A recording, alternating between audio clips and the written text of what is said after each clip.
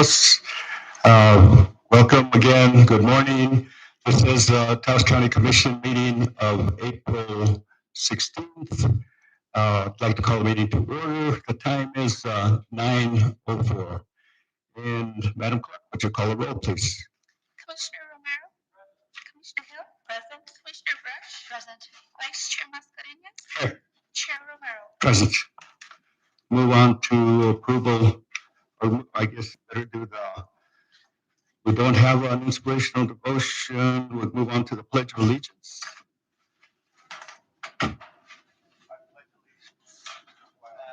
Of the United States of America, and to the republic for which it stands, one nation, under God, indivisible, with liberty and justice for all. I salute the flag of the state of New Mexico, the symbol of perfect friendship among united cultures. Thank you. Now we move to the approval of the agenda. Commissioners, Motion to approve? we have a motion to approve by Commissioner Mejia. Second. Second by Commissioner Mascarenhas. Madam Clerk, would you call the roll? Commissioner Romero? Commissioner Hill? Yes. Commissioner Brush? Yes. Vice Chair Mascarenhas? Yes. Chair Romero? Yes. And now we're at awards and recognition. This says certificates presented to the Penasco Lady Panthers basketball team and coaches. And we have Commissioner Mascarenhas help us.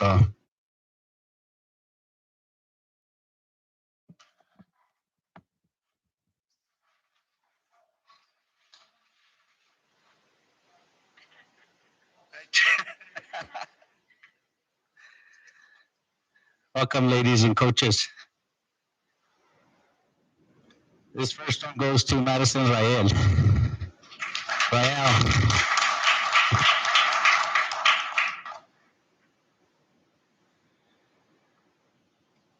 Catalina Atencio.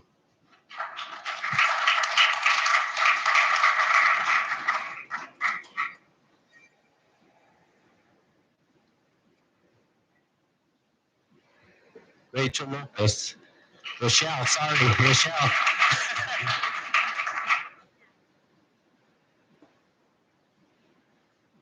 Ashley Madrid.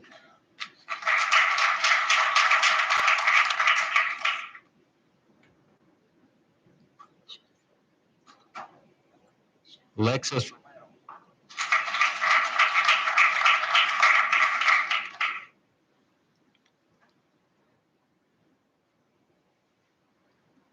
Alyssa Atencio.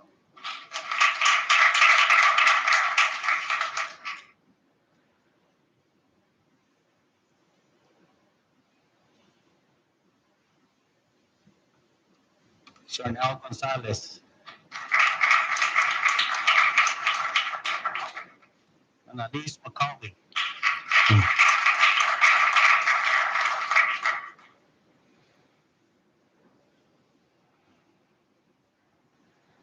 Cheyenne Martinez.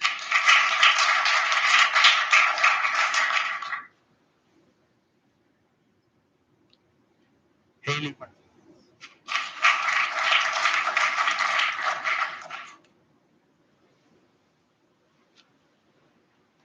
Sierra Atencio.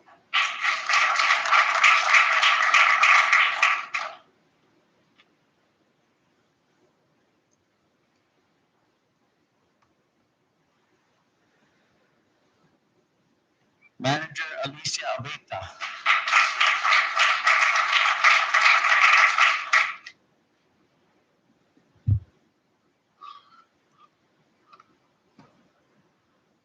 Assistant coach Dante Marquez.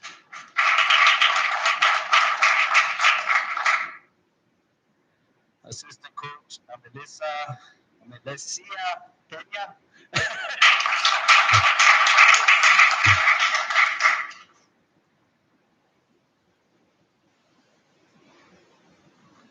Assistant coach Guillermo Atencio. Assistant coach Maxine Abeta.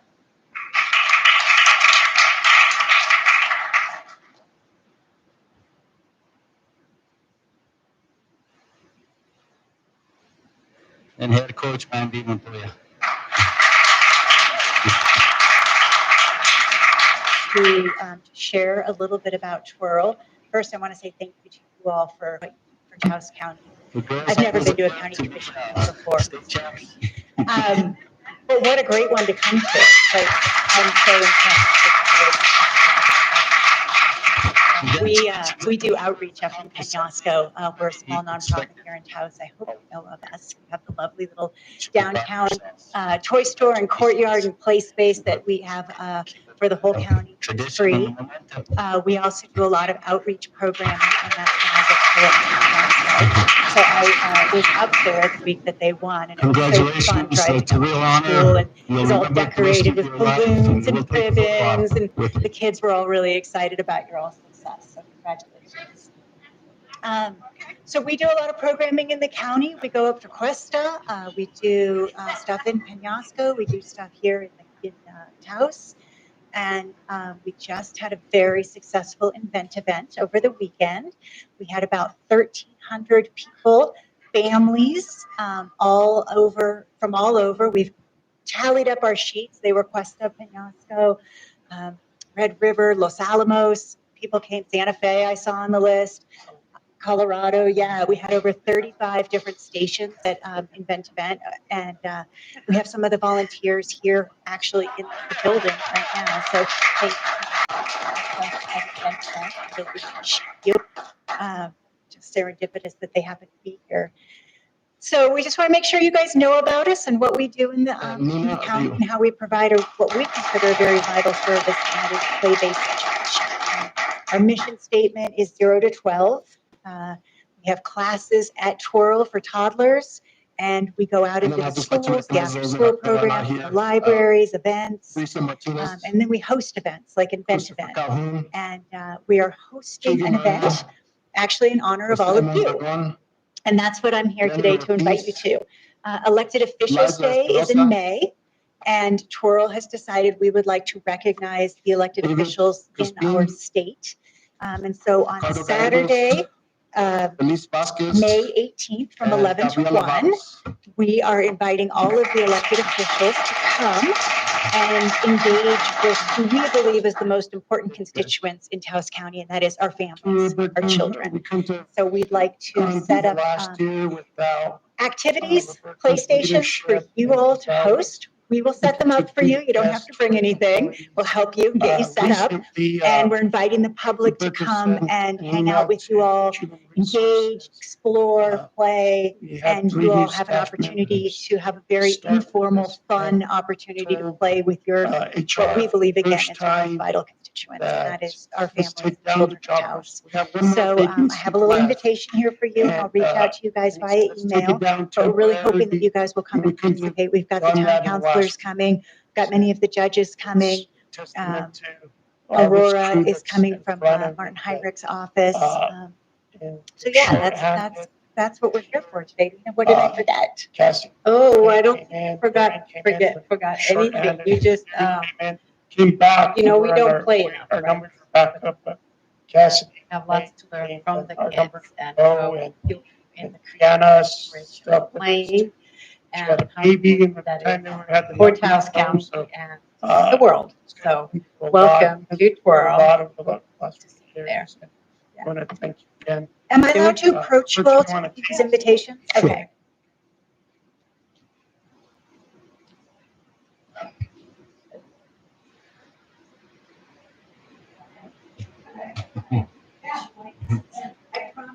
Thank you for the invitation. Thanks.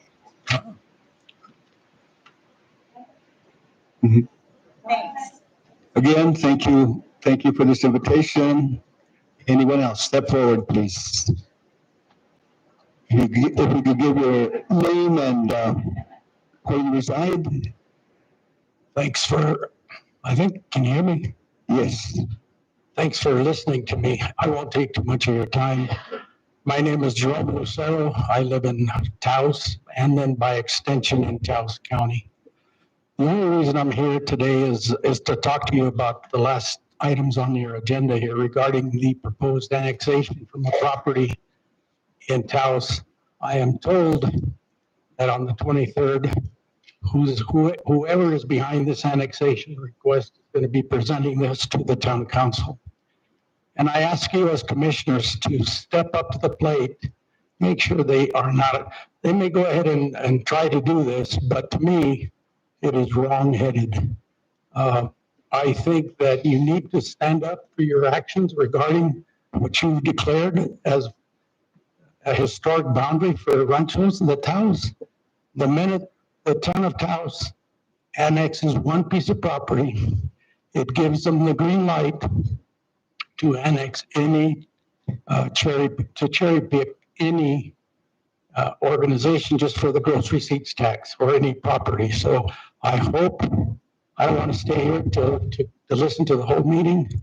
So I hope that in the end, when you go to executive session, you stand up and you, depending on what they do, I don't know what they're going to do. They may just not do it. I think they're going to get a lot of blowback from ranchos. I think they're going to get a lot of blowback from people like me that don't want to see this happen just because it'll allow, like I said, future cherry picking of anything that comes through the thing. So thank you for listening to me.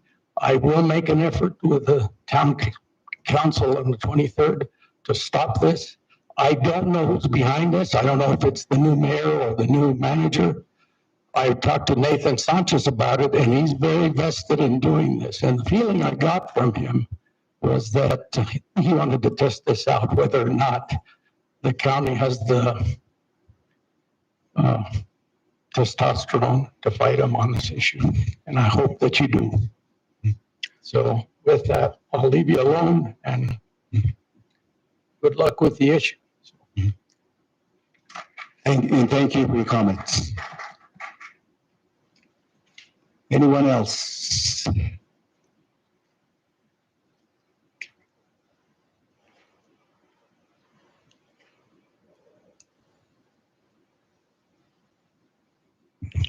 I'm Stevensville. At the end of March, Tourism Revisited, known as the Center for Responsible Travel, and known as the Center for Responsible Travel and George Washington International Institute of Tourism Studies, began a whirlwind 4-day Taos visit. At the first Tourism Revisited meeting at the Agricultural Center last year, Russ Espinoza, the executive director with the Center for Responsible Travel, said in his concluding remarks in a rousing voice last year concerning expectations, quote, "Be bold," end quote. I'll try to be bold, Mr. Espinoza. The slideshow presented by Tourism Revisited on Monday, the 25th of March, says on page 7, quote, "There is no one stakeholder group that is solely responsible for tourism impacts and managing tourism impacts. Destination stewardship is a shared responsibility," end quote, a shared responsibility.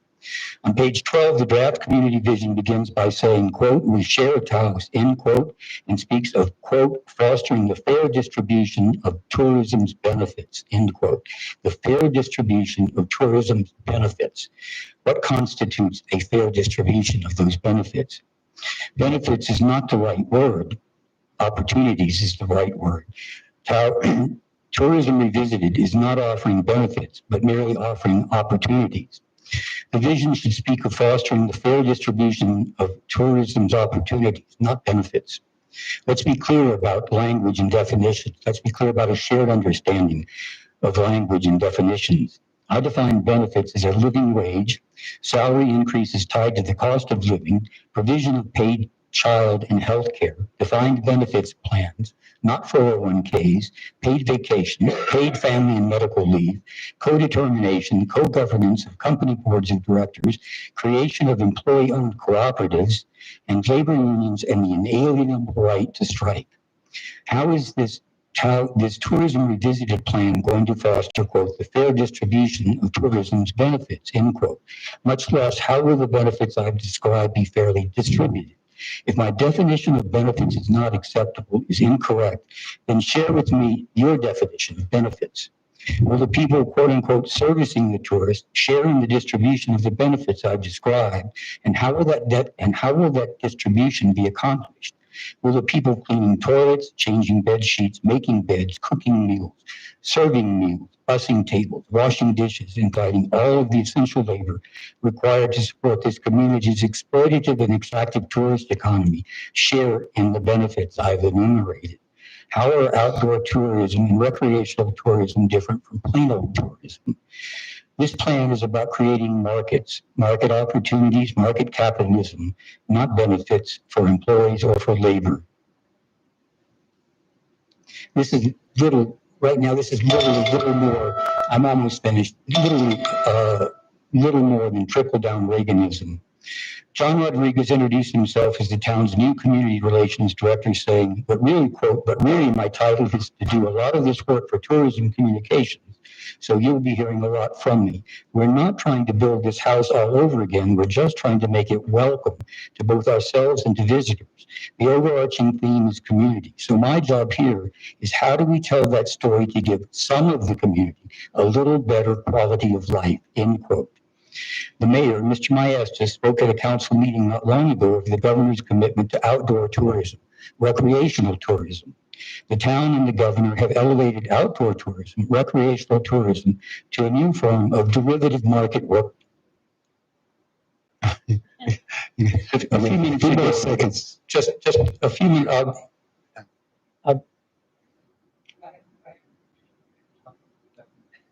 Go ahead and finish up. That's about it. And also, if you could give us your name for the record. Stevens Halls. I'm sorry.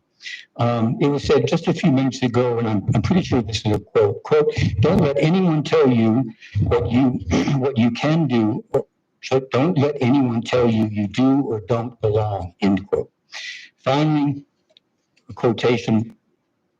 In the late 1940s, in an unpublished preface to his novel Animal Farm, George Orwell said, quote, at any given moment, there is an orthodoxy, a body of ideas which it is assumed that all right-thinking people will accept without question. It is not exactly forbidden to say this, that, or the other, but it is, quote unquote, not done to say it. Just as in mid-Victorian times, it was, quote unquote, not done to mention trousers in the presence of a lady. Anyone who challenges the prevailing orthodoxy finds himself silenced with effectiveness. A genuinely fashionable opinion is almost never given a fair hearing, either in the popular press or in the highbrow periodicals, end quote. And I'll finish by saying in solidarity, just as the New Mexico Acequia Association has taken to concluding their communication by saying in solidarity. Gracias. Thank you. Thank you for your comments. Anyone else? Lisa, come forward, please. Thank you. Good morning. Good morning. I have my timer ready also, Commissioner Brush. Lisa O'Brien, I'm the Executive Director of Taos Housing Partnership.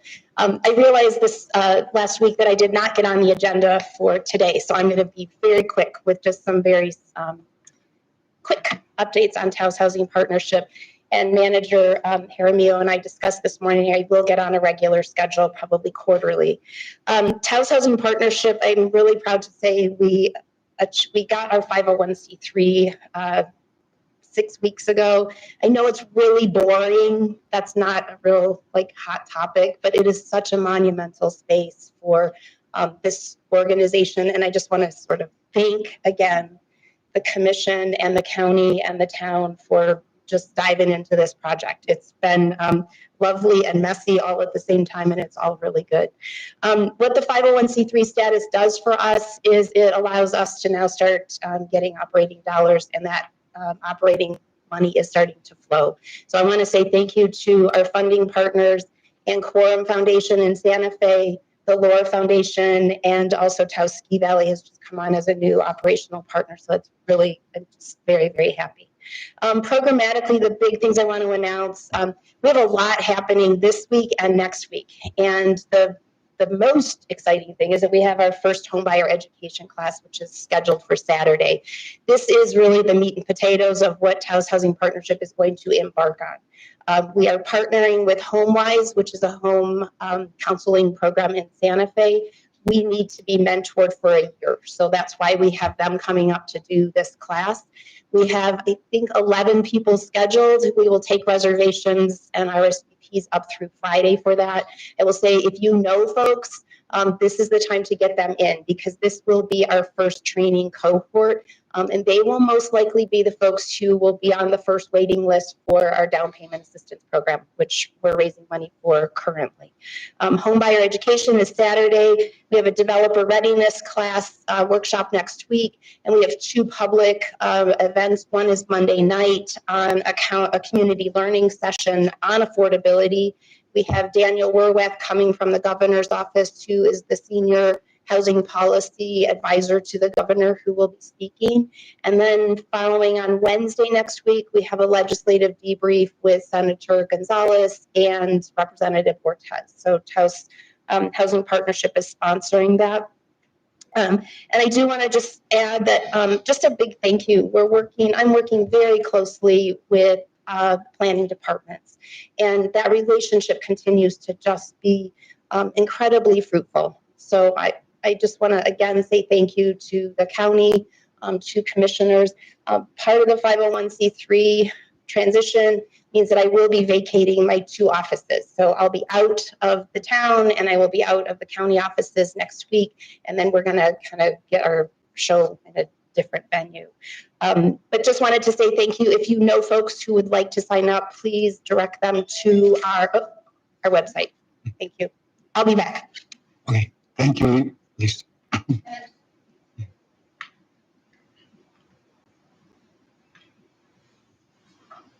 Thank you. Okay, we'll move on to item 9, the minutes of approval of the April 2nd, 2024 regular meeting minutes. Commissioners, Chair Romero, I move to approve. we have a motion by Commissioner Brush, second by Commissioner Miguel Romero. Madam Clerk, would you call the roll, please? Commissioner Romero? Commissioner Vehil? Yes. Commissioner Brush? Yes. Vice Chair Mascarenhas? Yes. Chair Romero? Yes. Move on to presentations. We have a number of presentations this morning. And the first one is 10A. It's a presentation regarding the youth internship and work-based learning program at the Taos Center for the Arts, funded by the NMEDD Creative Industries Grant to Taos County. This program places young people in high-tech production and digital literacy, work-based learning opportunities at the TCA and other cultural organizations throughout Taos. And I believe Executive Director Chelsea Reedy, please come forward. Just real quick, commissioners, we're not able to project anything on your screens for any of the presentations, so when appropriate, we'll be handing out hard copies.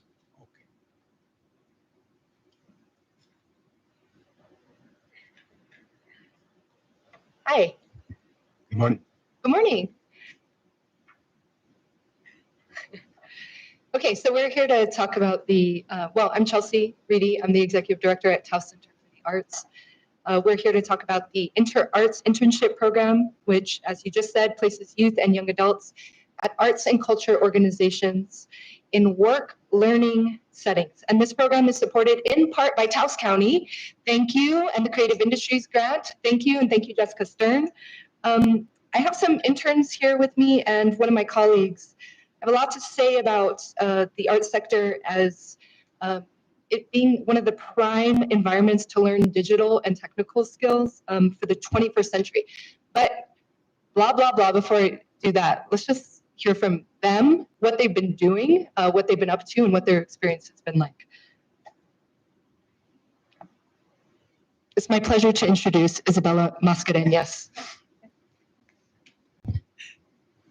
Thank you, Chelsea. Hi there, I'm Isabella. A little nervous. I started at the TCA at the end of my junior year hoping for something new. I mean, seriously, I got tired of the fast food corporation type jobs. I was starting to feel like a robot. At the TCA, I instantly got to learn about the technology that keeps the theater running.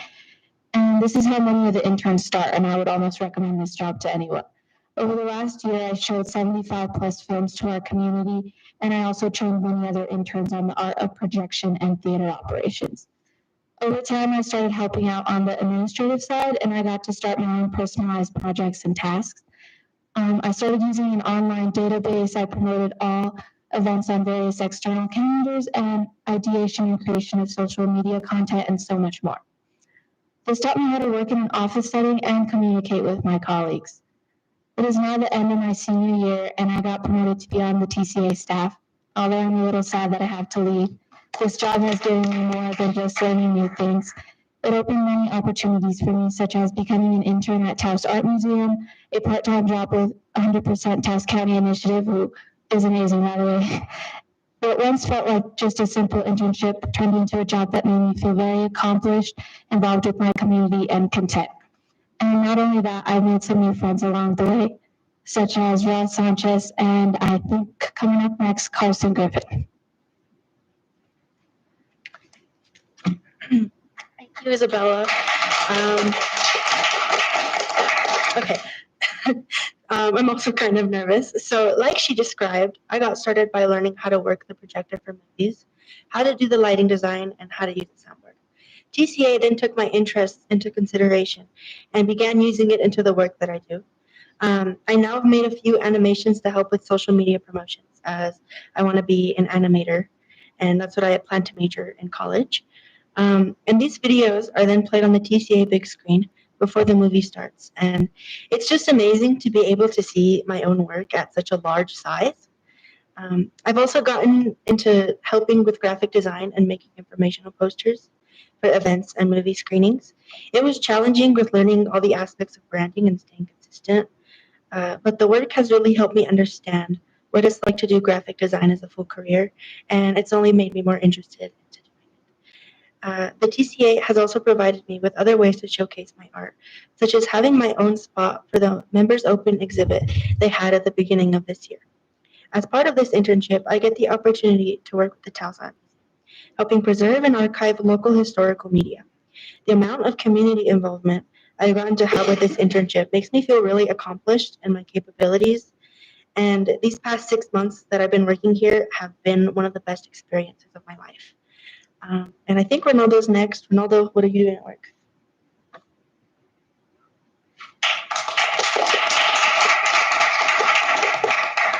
Hi, my name is Ronaldo. Something they haven't said yet is that we get to change lights on the catwalk and set up light trees for different types of shows. I like food, so maybe that's why Chelsea steered me in the direction of concession. But I learned how to run a cash register in our box office selling tickets, and as time went on, I got promoted to oversee the concession program. I track and manage our inventory and supplies, and after I'm done putting everything on my spreadsheet, I go to my coworker David and I tell him what we need to order. I also look at prices of things we need to buy and where it will be at less cost, because Amazon is very expensive. And I tell him where to get things. Here's David. It was also my birthday on Sunday.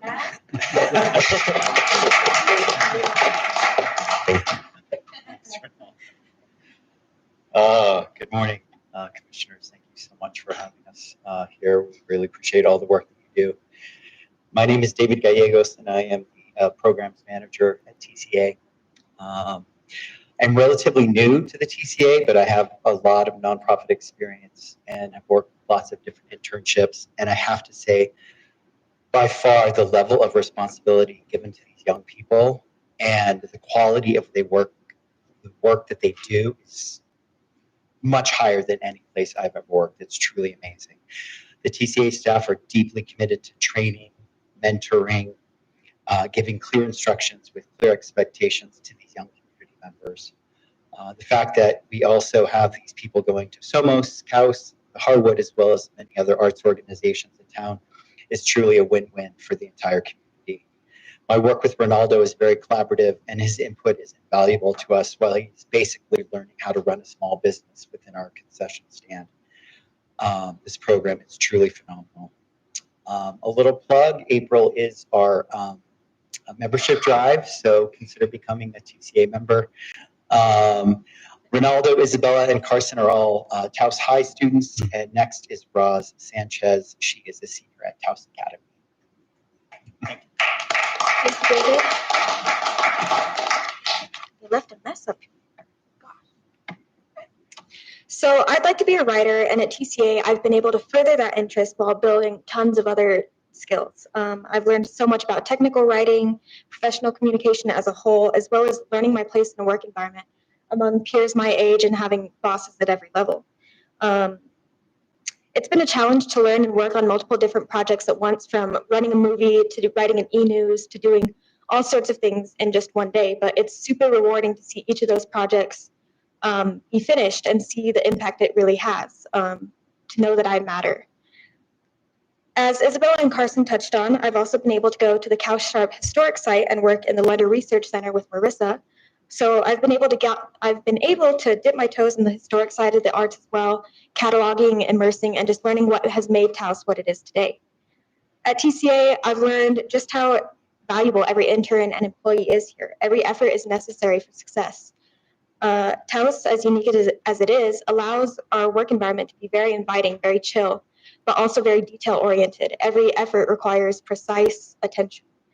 I've got more opportunities at the TCA in the past 4 months with this internship than any job I've worked before, and though I'm young, believe me, I've been through it. So back to the boss that's made this possible.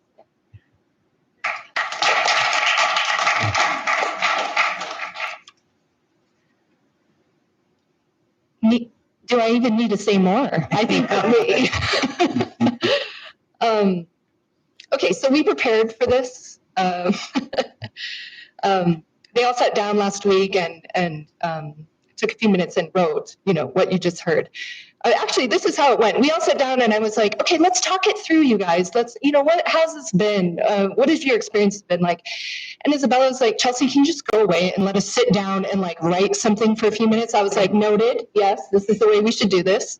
But this brings me to workforce development in the creative sector and why arts and culture organizations are maybe not the most obvious place for young folks to really work and put into action digital and technical learning, but why we have the ideal scenarios. You've heard a lot about TCA, but I'm thinking of this as not only at TCA, this is the arts and culture sector in general in Taos. In order for our institutions to participate in their local communities and contribute to the health and well-being of residents, we need to be connected to people that are growing up here and going to school here. And it's a symbiotic kind of exchange. And here's how. Ronaldo understanding spreadsheets as a tool for organizing information. Carson is challenged with the concept of brand identity and what that actually means in design. Roz writes and records a training video about how to generate attendance reports. This will benefit TCA staff in 5 years. Isabella is assisting and leading some aspects of our overall operations. As they learn and become proficient in all of this, what's happening is that their efforts are directly expanding our capacity. And what that means is we can do more for our community because of the work they're doing. And this is key. Work in the arts, it requires an ability to use digital tools to deal with and manage large amounts of information. It's a dynamic environment. It requires, yes, an ability to understand and synthesize a lot of information, but it also requires creativity. Can I just accentuate a little bit more of their accomplishments for a minute? Is that cool? Because I feel like it really paints the picture of what's going on here. Roz wrote a newsletter. We send out a newsletter twice a month. It goes to about 4,500 people. The newsletter that she wrote about the internship program, the amount of phone calls and emails that we receive like that far surpasses any kind of feedback we ever get. For example, Carson led the marketing campaign when we showed Robot Dreams. I don't know that any of you came to Robot Dreams, but we had a great crowd. We made it a dog-friendly screening, served mac and cheese. Carson designed the social media campaign for that and the flyer, and also told us to show the movie. It was wild, and a wild success. Ronaldo, along with managing concession, we alluded to this, that little corner, for any of you that have bought popcorn at the TCA, this is funding the rest of the building. The rest of the building loses revenue. That little corner, that is where we support, it's like a fifth of our revenue in terms of overall. Ronaldo's at the center of actually managing and tracking that inventory. Not only that though, he's good at computers. And so he's dealing with all of our computers, around the TCA.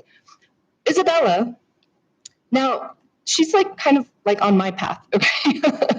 Over the last year, she's basically learned theater operations. And what that means is everything from how do you show a movie, right, to how do you install and deinstall a cinema system or even a acoustic band shell.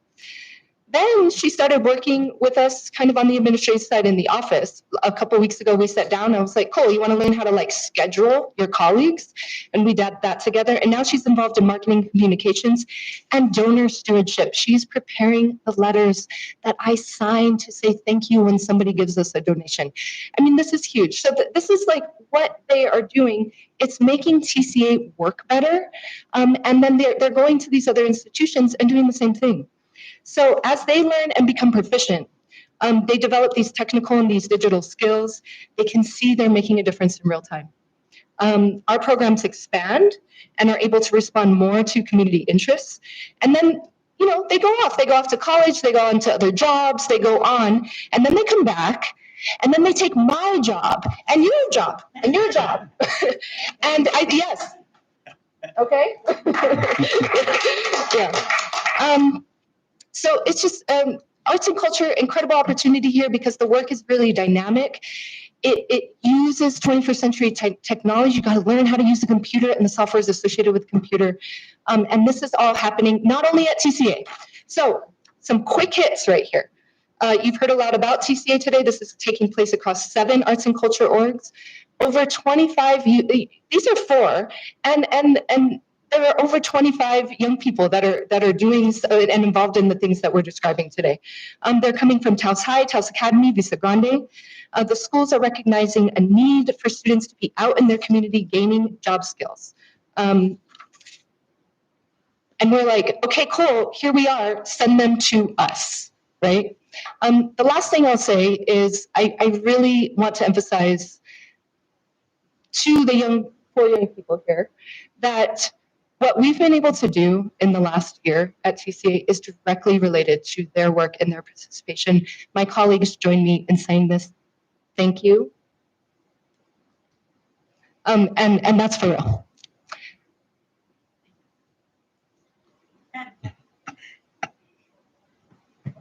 Oh, Isabella says, and we're looking for more money to support this program. Okay, I think that's it. I feel like that, you know, yeah, I said enough. Thank you. What do we do now? Do we walk away? Any comments? Commissioner Brush, you have? Yeah, thank you, Chair Romero, and thank you all for being here today. You rock. This is amazing. You make me optimistic for the rest of the week and the year and our future here. Thank you. Probably my favorite part of the week, like already, and it's only Tuesday, 10 o'clock. I love the TCA. I love what you guys are doing. I love that you're learning all of these great skills and getting experience while also being involved with the arts, because the arts storytelling is the core of us as human beings, right? Like it's where we come from and who we are and who we want to be and the worlds we want to see. So keep up the work. Like as someone who loves to go to the TCA for anything, like especially, but also all the live performances and the exhibits, I've noticed, like Chelsea, under your leadership, and now I know whose work it is. We're seeing the animation and the newsletters and how well best popcorn in town, and I mean that absolutely sincerely. Thank you guys. This is an amazing program, and see you at the movies. Yeah. Thank you, Jessica, too. Okay, yes. I mean, everything Commissioner Brush said, I agree with. I just want to thank you for sharing your stories. They mean so much. It really speaks volumes, and very proud of each and every one of you, and also the leadership. This is, I also go to the TCA, so enjoy it. So thank you, though. I just want to tell you from the bottom of my heart how proud I am. Commissioner Mascareñas. I want to say it's awesome to hear what you guys are doing and the experiences you're having. I don't go to the TCA too often, but I've been there once or twice. The popcorn is pretty good. So continue to do what you're doing. We'll see what we can do to assist within reason, but it sounds like a very awesome. And please continue to move forward and share your experiences with other kids, and that way when there's other internship opportunities, hopefully other kids can also take part and get involved. I say we're okay if you take our jobs in the future. Thank you for your presentation. As you know, one of the things that Taos is really known for is its creativity, among other things. So it's good to see that that passion, that creativity among the young. So thank you again. Mr. Hunt. I'd like to thank all of you. I'd like to thank Jessica as well. This is the first grant Jessica got. Then her first month, she applied for this grant, and she knew that she had a partner in Chelsea. Jessica's not going to like that I'm going to do this next part. She sent me an email yesterday. We're a member of the International Economic Development Council. Just because she became a member of that council, and Contessa is one of our partners in that in Denver as well. But the conference this year is in Denver. Chess. I think it's a great idea that doing submit your session proposal idea for IDCs in a conference. Join Focus with IDC 24 annual conference in Denver. Share heroic tales of economic triumph. Session proposals that all tell a story in the community's journey to victories, challenges, wisdom, pain. Submit your session proposal. So Jessica said, hey, what if we do this? We talked about it this morning. She said, and I said, yeah, I think that's a good idea. I can't think of anything else. And by hearing the presentation, Jessica's right to submit this project as a proposal for the conference. So we'll see if we get accepted, but that's the plan.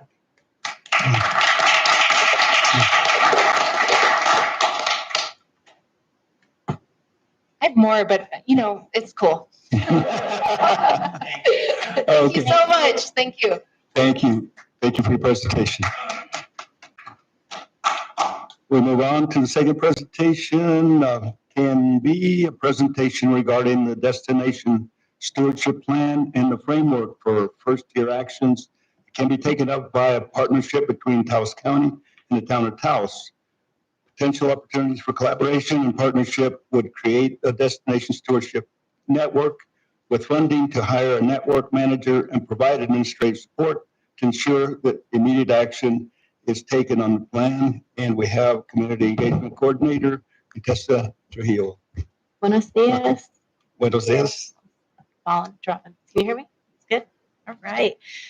Good morning. So you guys should all have the presentation right in front of you.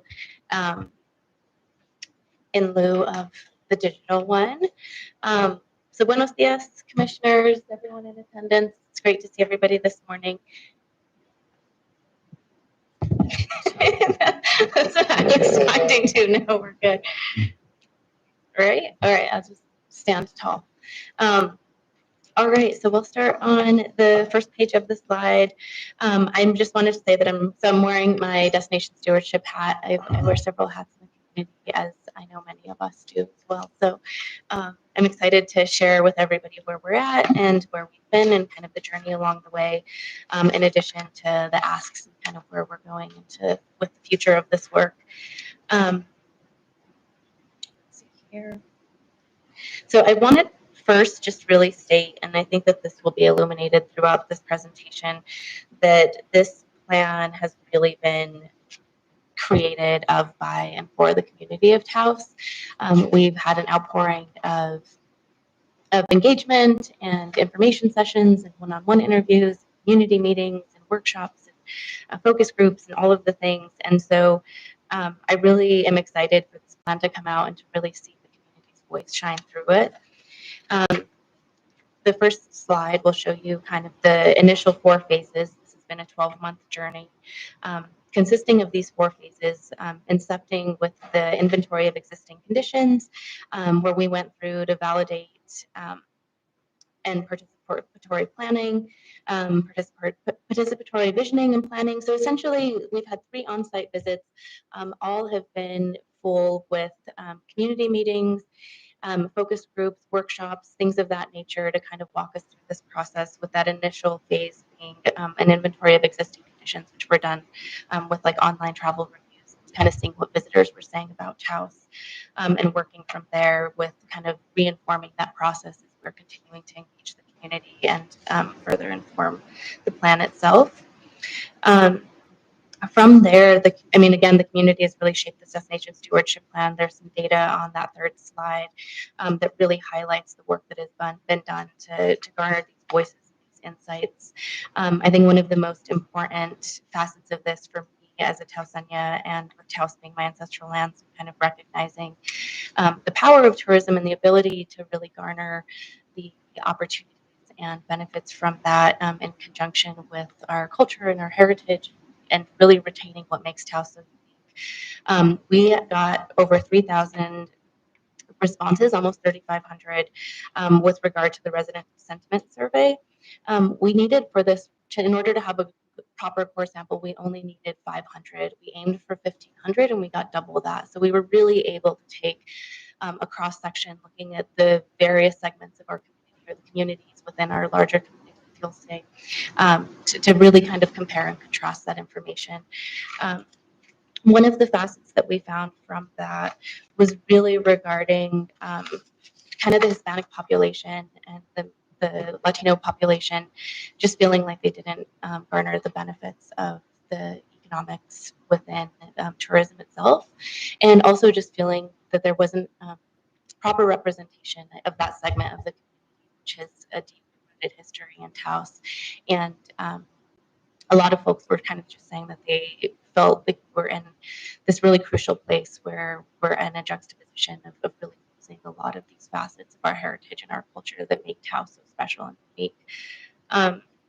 And so, of course, all of that has been implemented into the plan, with the plan and the process really being a very sincere co-creation of this, with the process with residents and businesses, and a huge cross-section of all of our stakeholder groups, including government, nonprofit organizations, academia, private sector, chambers, associations. We really just dug deep, and I was very grassroots in terms of just making sure that all segments of our community and community leaders were represented and those voices were heard within these. With all of that research, we were able to, there's some key deliverables that are available at taos.org/community, which include a situation analysis report, which is a really robust, comprehensive report, several hundred pages. I'd really encourage folks to access that and comb through it. There's a lot of great information in here. Additionally, there's a very high-level report on the business tourism sentiment survey. There's also the resident tourism sentiment survey, which has all of that data and the information and insights that were garnered from the community there. And the final report is the analysis of online travel reviews, which really helped us to incorporate kind of what visitors were saying about Taos online, and in terms of their experience and accessibility. Most recently, we just wrapped the third on-site visit, which happened Holy Week, the week of March 23rd. And from that, we were working on, in collaboration with the community and those focus groups, we were working on the community vision, of which you'll see on slide 6, I believe. It's in Spanish and in English. And there are 3 main components to this the community felt was really important to highlight. One in particular was people kept asking, like, what community are you talking about? Because there are so many communities within Taos, and they really felt like that was important to be highlighted. Additionally, they wanted to really acknowledge and not hide the fact that there are some hard and difficult truths about the past and history of Taos, and to really, in order to kind of present authentically, we need to acknowledge that and come from that place with like a deep reverence for where we've been in order to move to where we hope to go.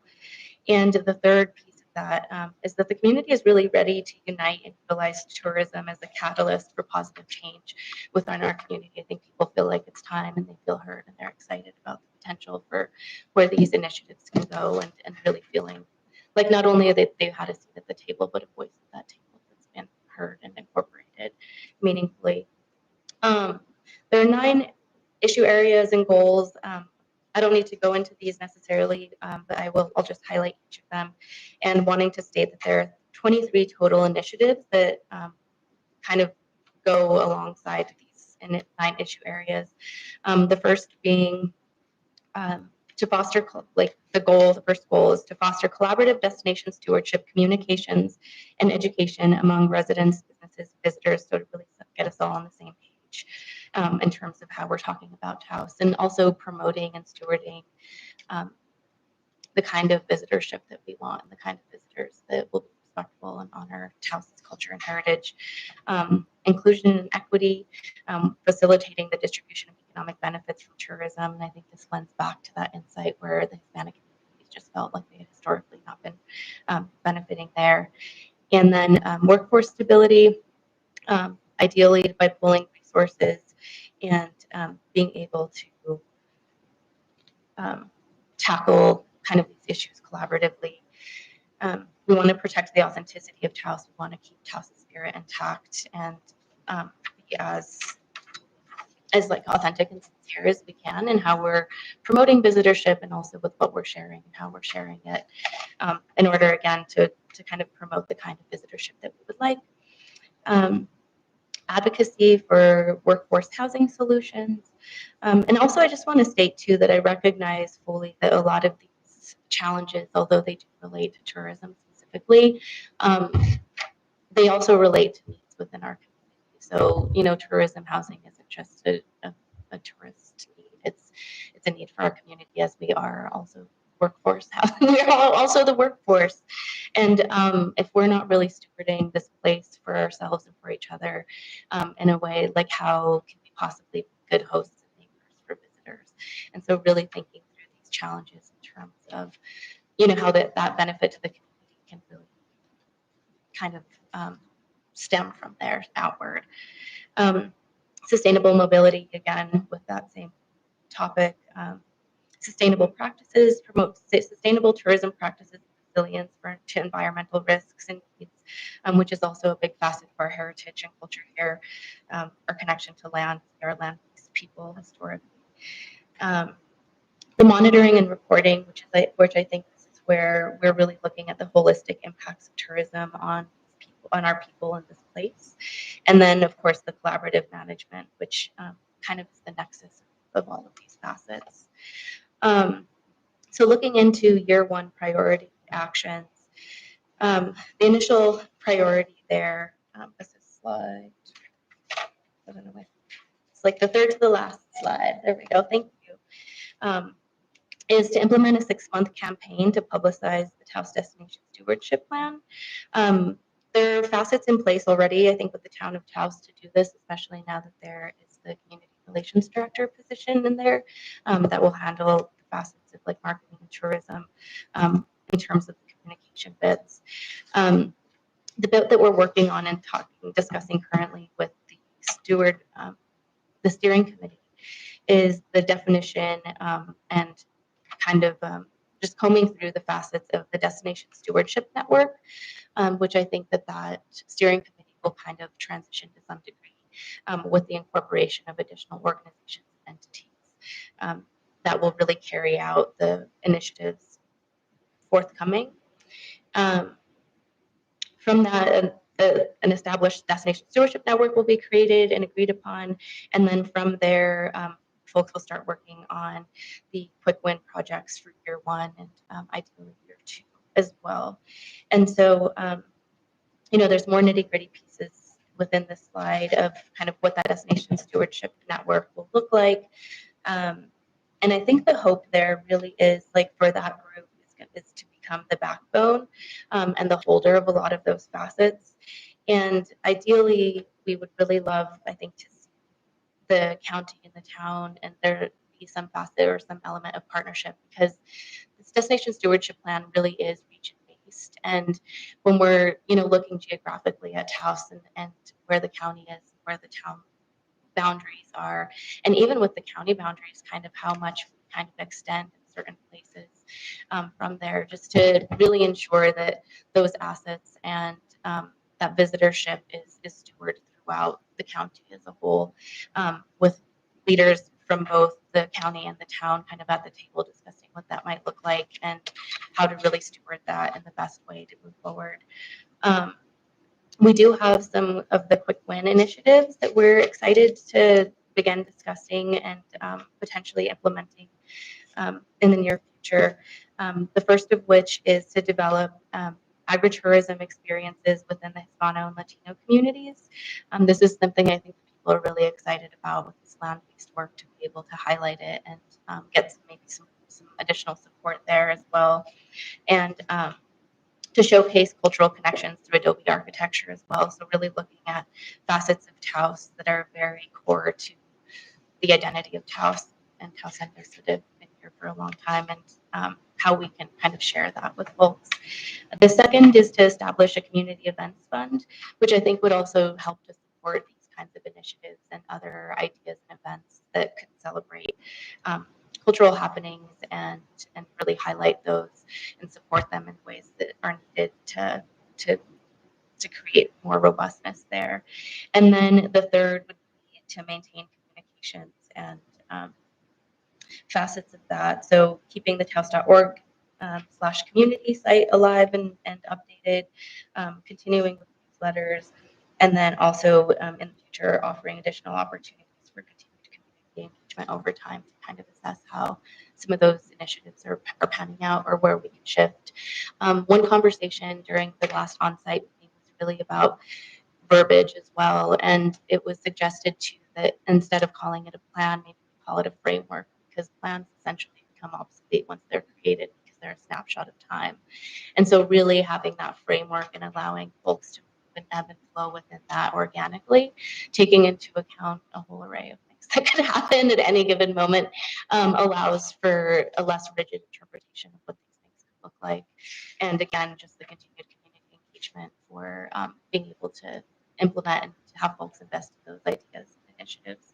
I know that in the intro, it talked a little bit about what those asks would be, and I think part of that is really just the collaboration with the town of Taos and the Taos County. The town has funded the implementation or the creation of this plan, development of this plan, but in order for it to actually benefit and serve the community, it needs to be, the scope of that needs to be a little bigger, and so we need community leaders from both entities to be at that table having hard discussions about where and how that looks and where it goes. And ideally, I think as part of that destination stewardship network, and like maybe some seed funding for the community events fund, in addition to hiring a manager or a coordinator for these initiatives to make sure that all these pieces are kind of put together. But I think those are the nuts and bolts. If y'all have any questions, I'm happy to answer them. Questions for Commissioner Hill? Yeah, I just want to thank you for your presentation, also for the thoughtful work that's been put into this. My question is, what do you see as next steps? Is it just town and county coming together in a work study or some sort of meeting to figure out those pieces that you've laid out real well here? But Yeah, how you see? that's how I envision it. Yeah, and I think figuring out that seed funding for the coordinator position, which I think will be instrumental in seeing these pieces through, and then also for the community engagement fund, which I think will allow the community to really engage with people based on ways that they see fit, and offer some agency there. I think in terms of some opportunities that may not have existed before. So I think, yeah, the town and the county coming together to have a conversation about funding and what that looks like to kind of grow some legs for this plan, so we can keep the ball rolling. And we all know that unless we put money towards someone to focus on a project, then things just don't get done. Can't expect volunteers to move it forward. So thank you. Thank you. Commissioner Bruce? Thank you, Jessica. And thanks for all of the hard work till now. I know there's been a lot going into this. I'll just say, I guess what we're hearing is that any specific ask in terms of like dollar amount or where that might come from the county will happen in our next step when we sit down with the town together and talk it through. Is that fair? Yeah. Awesome. Thank you. Again, thank you for all the hard work. being present. Thank you, Commissioner. We move to the next presentation. It's a presentation update from Taos Main Street regarding the Metropolitan Redevelopment Area Plan and Taos Main Street $1 million capital outlay for plaza improvements. Charles Whitson.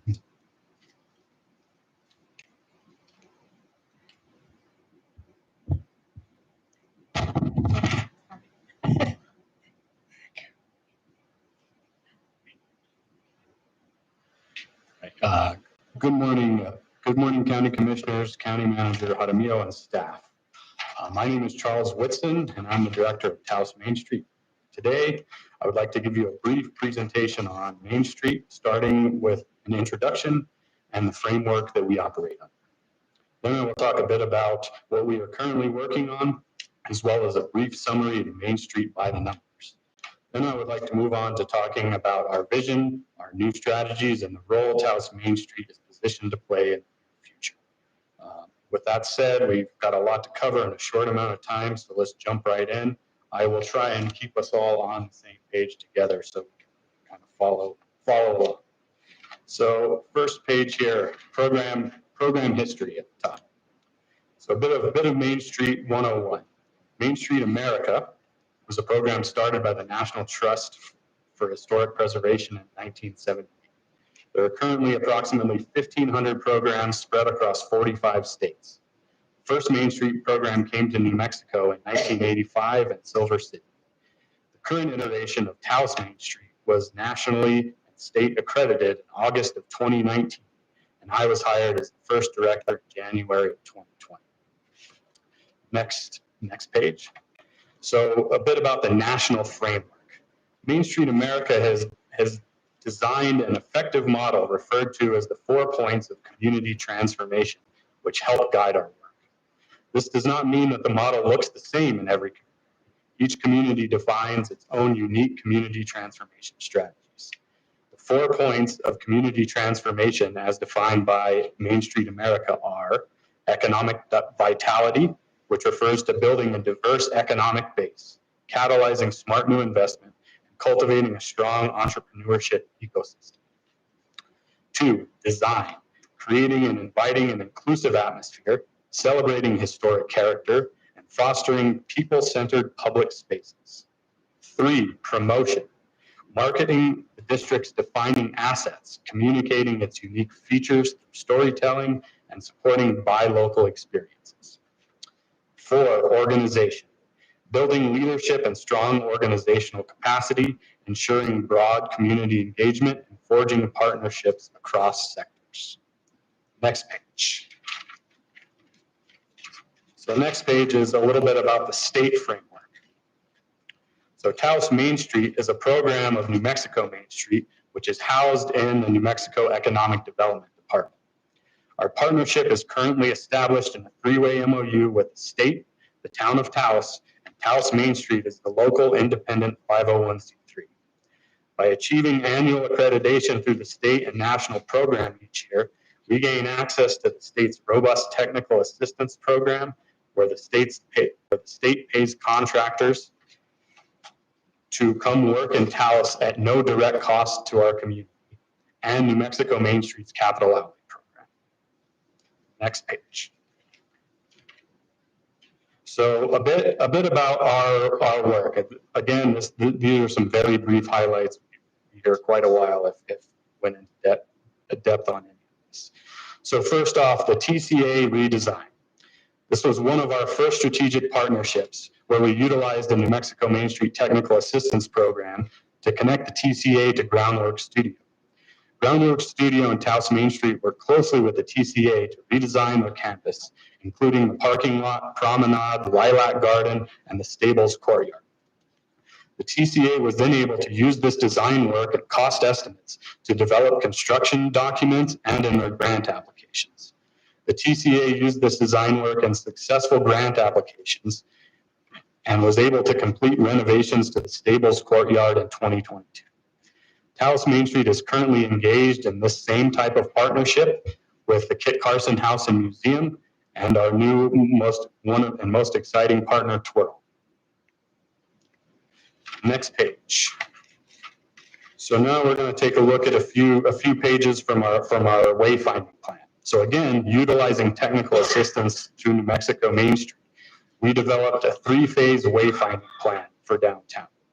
So phase 1 included identifying key destinations, identifying vehicular and pedestrian routes, and cataloging existing signage inventory. Phase 2 was development. So we identified existing additional sign locations, cataloged all sign types, and completed the sign design. Phase 3, where we currently are, and we are currently in sub-phase 1 of phase 3, which is implementation. So we currently have contracted Century Sign Builders out of Albuquerque. We're fabricating signs. Once the new signage is delivered, we will work with a local contractor to install them. We expect new signs to start going in the ground roughly this summer. So as you can see in the first page, there are some sign designs. Really, those are focused on pedestrians, vehicles in the first phase, so sort of our key wayfinding signage downtown. The next phases, if you turn to the next page, you will see some monument signs too. So we have some plans for monument and gateway signs at the major entry points to downtown as well. And those will come in the later phases of the implementation. Next page. So beautification. Taos Main Street over the past 4 years has teamed up with partners like the Town of Taos, the Paseo Project, the Lions Club, and many district businesses and property owners to implement some beautification projects, such as a biannual downtown cleanup, our traffic signal box art project, installing crosswalk murals on the plaza, installing farolitos on downtown business facades, and creating a pop-up mural gallery on the plaza during construction last year. And the photo you're seeing on the page was of painting day, when all the artists showed up and painted their murals on the pop-up structure. Next page. The capital outlay / plaza improvement project. In the spring of 2023, Taos Main Street and the Town of Taos began working on the New Mexico Main Street capital outlay application. The application was submitted in August, and the town and Taos Main Street were awarded $1 million to go towards plaza improvements in December. Now, I don't have much more on this. I do anticipate that there's going to be some questions on this later, and I will do my best to answer all the questions I can related to that project. Next page. The Metropolitan Redevelopment Area Plan. So that's a bit of a mouthful. We're going to say MRA for short. So just some basics on the MRA. What is an MRA? MRAs are used throughout New Mexico to stimulate economic and physical reinvestment in a designated area. The MRA can specifically help address vacant and underutilized property, substandard buildings, insufficient infrastructure, and other signs of disinvestment. Next page. So what can an MRA do? Well, it's helpful to think of the MRA as a toolkit. The plan will identify projects, programs, and policies to address the issues listed on the previous page. Once adopted, it will allow for the town and county to contribute public resources to private projects without violating the state's anti-donation clause. These are guided by development agreements, a community benefit matrix, and require tangible community benefits. The MRA also allows for the establishment of tax increment financing within the MRA boundary, in which municipalities can divert future property and gross receipt tax increases to go towards economic or public improvement projects. Next page. So the next few slides are going to be based on the engagement that's happened so far and what we've heard and what we've learned. So the type of engagements that we've engaged, the type of engagement since September of 2023 have been community events, including the farmers market, the Paseo, the Halloween event on the plaza, where we set up tables and engaged with the broader community, focus groups, an open house, interviews, surveys, and social media. Next page.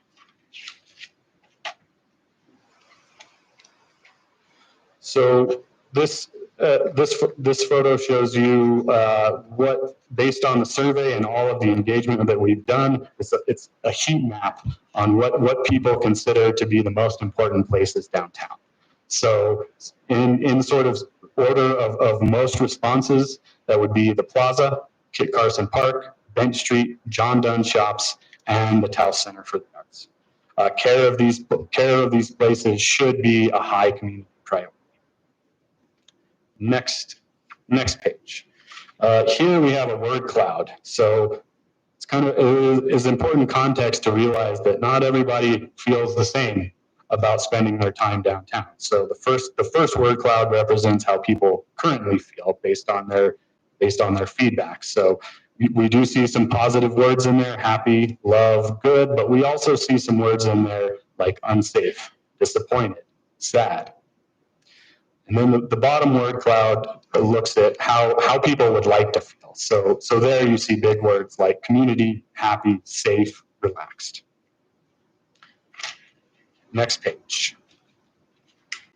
So again, based on the community engagement work that we've done so far, what makes a place great? So respondents shared the quality of place that they value downtown. So they value local serving, youth focused, walkable, safe, historic, inclusive, affordable, family friendly, bike friendly, accessible and connected, beautiful, and multicultural. Next page. So in the community survey, respondents were asked what types of development in downtown would make it a more functional, beautiful, welcoming, and accessible. So that feedback was sidewalks, bike lanes, trails, or paths, gathering and event spaces, open spaces and parks, entertainment options, affordable housing, retail options, increased downtown housing availability, services like healthcare, salons, or repair shops, school and childcare, and grocery stores. Next page.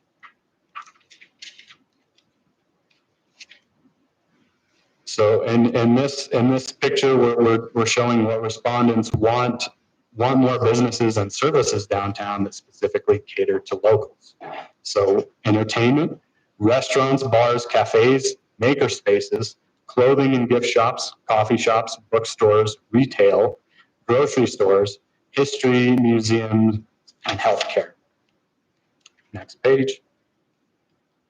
And finally, MRA plan implementations should support a downtown that is a vibrant place of belonging and pride for Taoseños, where locals and visitors love it. A connected place that is safe and accessible to get around by foot, bike, and public transit. A thriving place that supports the well-being and economic vitality of the community, and an affordable place where Taoseños, young and old, are able to live. So now I want to move on. We briefly just have some Main Street by the numbers at a glance. So these stats are one of my roles as the director of the program is I have to report to the state quarterly, and we have a whole giant spreadsheet that we have to fill out every quarter. This is important because this gives us solid metrics to really evaluate the work that's being done in our community and if we are making progress. So instead of putting that entire spreadsheet in here, I just gave us quick highlights. So again, from 2022 to 2023, we saw approximately $3,928,500 in private investment or building rehabilitations. We saw approximately $2 million in public investment. Now, I do not currently have the numbers that the county is investing in the courthouse, and there will be a significant public investment, as we all know, in the roadway project going through the middle of the district. So that number will likely climb up substantially this year. Net new businesses. We have approximately 9 net new businesses in the district since 2020. That's an interesting data point because it's fluctuated quite a bit. During COVID, we saw quite a few businesses close doors, but post-COVID, we saw quite a bit of new businesses open up. So we are at this point at a net positive with about 9 net new businesses in the downtown district.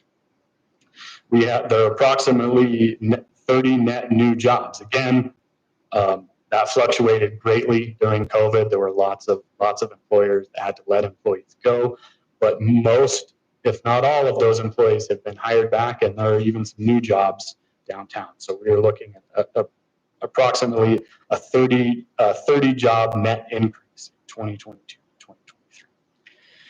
Taos Main Street to date has received approximately $1,276,816 in grants. That does include the $1 million in capital outlay from the state of New Mexico, and that also includes a fiscal partnership with the Lore Foundation to ensure that many of their project champions continue doing their good work in our community. And since 2020, we have delivered $253,000 in technical assistance to the community. And a reminder, that technical assistance doesn't just come directly to Main Street. That technical assistance is available to all stakeholders in our downtown, nonprofit organizations, government organizations, and for-profit businesses as well. Next page. So I want to finish off talking a bit about our vision and our strategies. So our vision, we believe that the historic Plaza District is for everyone. It is a safe, walkable, and bikeable place with a strong, diverse economy and thriving businesses. It features vibrant and inviting public spaces where residents and visitors feel like they belong. At the core of our approach to revitalization is a commitment to creating places of shared prosperity, equal access to opportunity, and sustained inclusive engagement. So now our strategies. Quick note on our strategies. I'm giving us a very brief overview. We are happy to have a much more in-depth conversation on these strategies. We certainly have already crafted some framework on how we are going to go about moving some of these forward.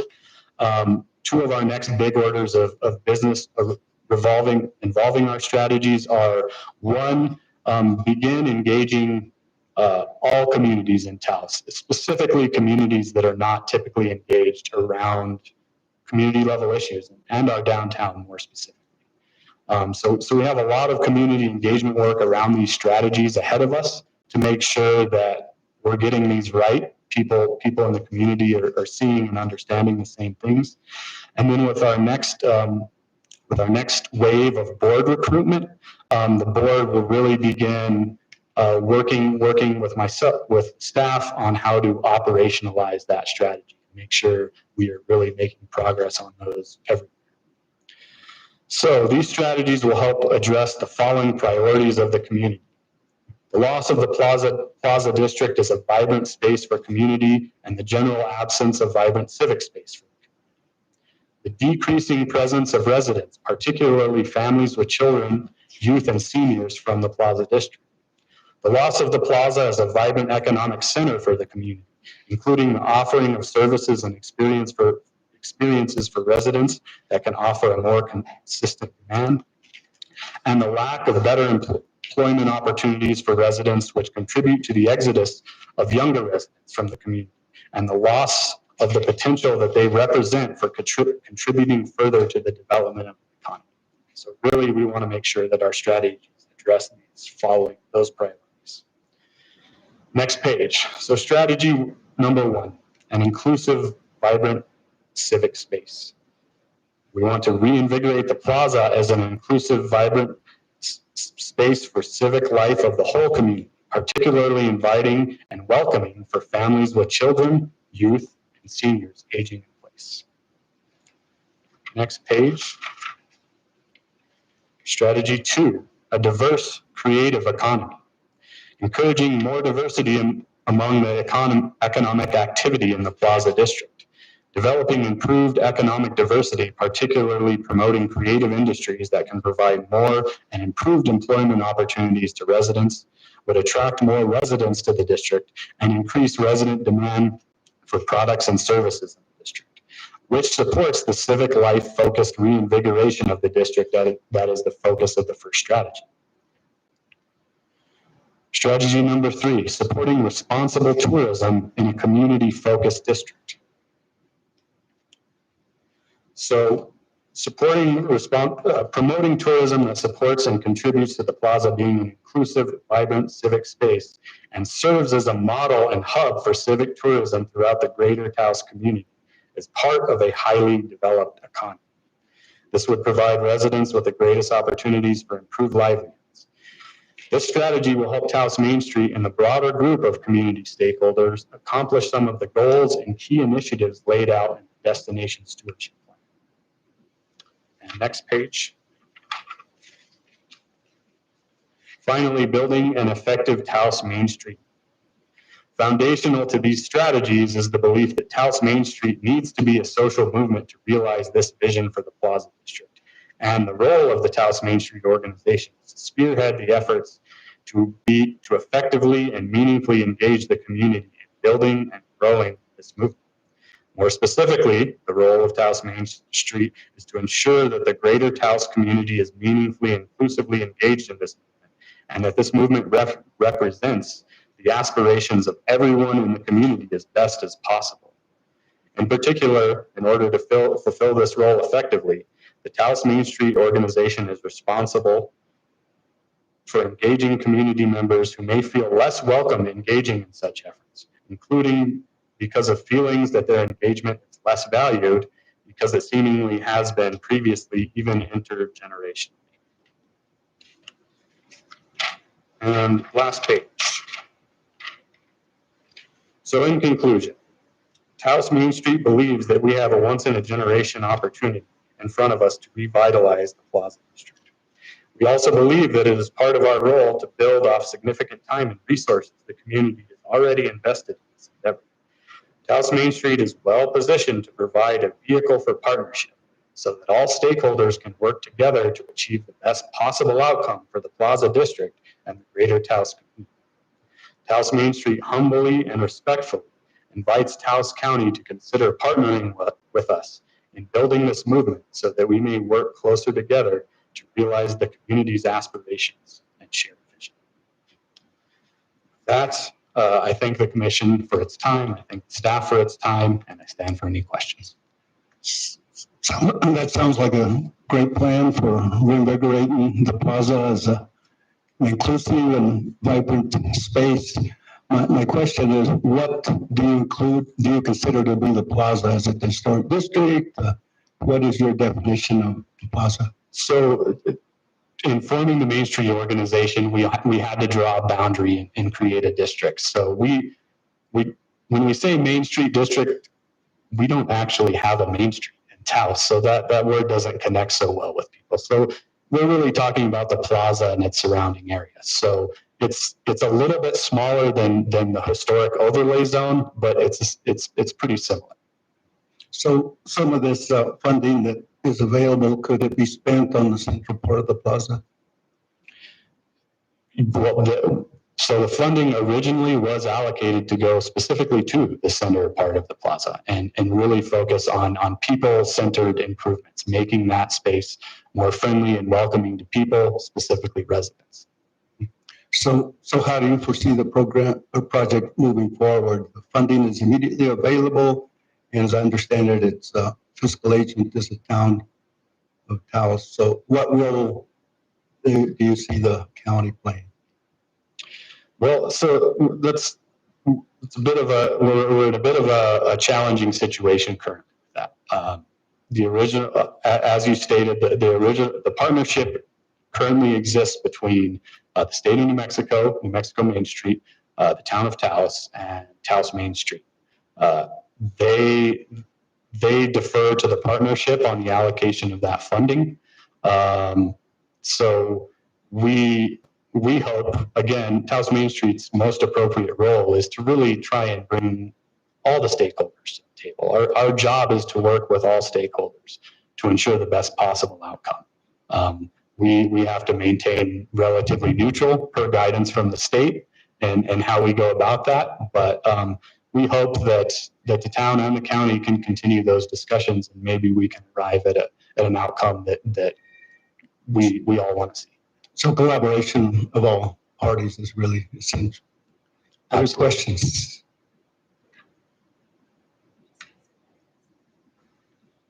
I guess guess we have another question. What is, other than, what do you see as the timetable to expend the funding and to implement the plan that you have?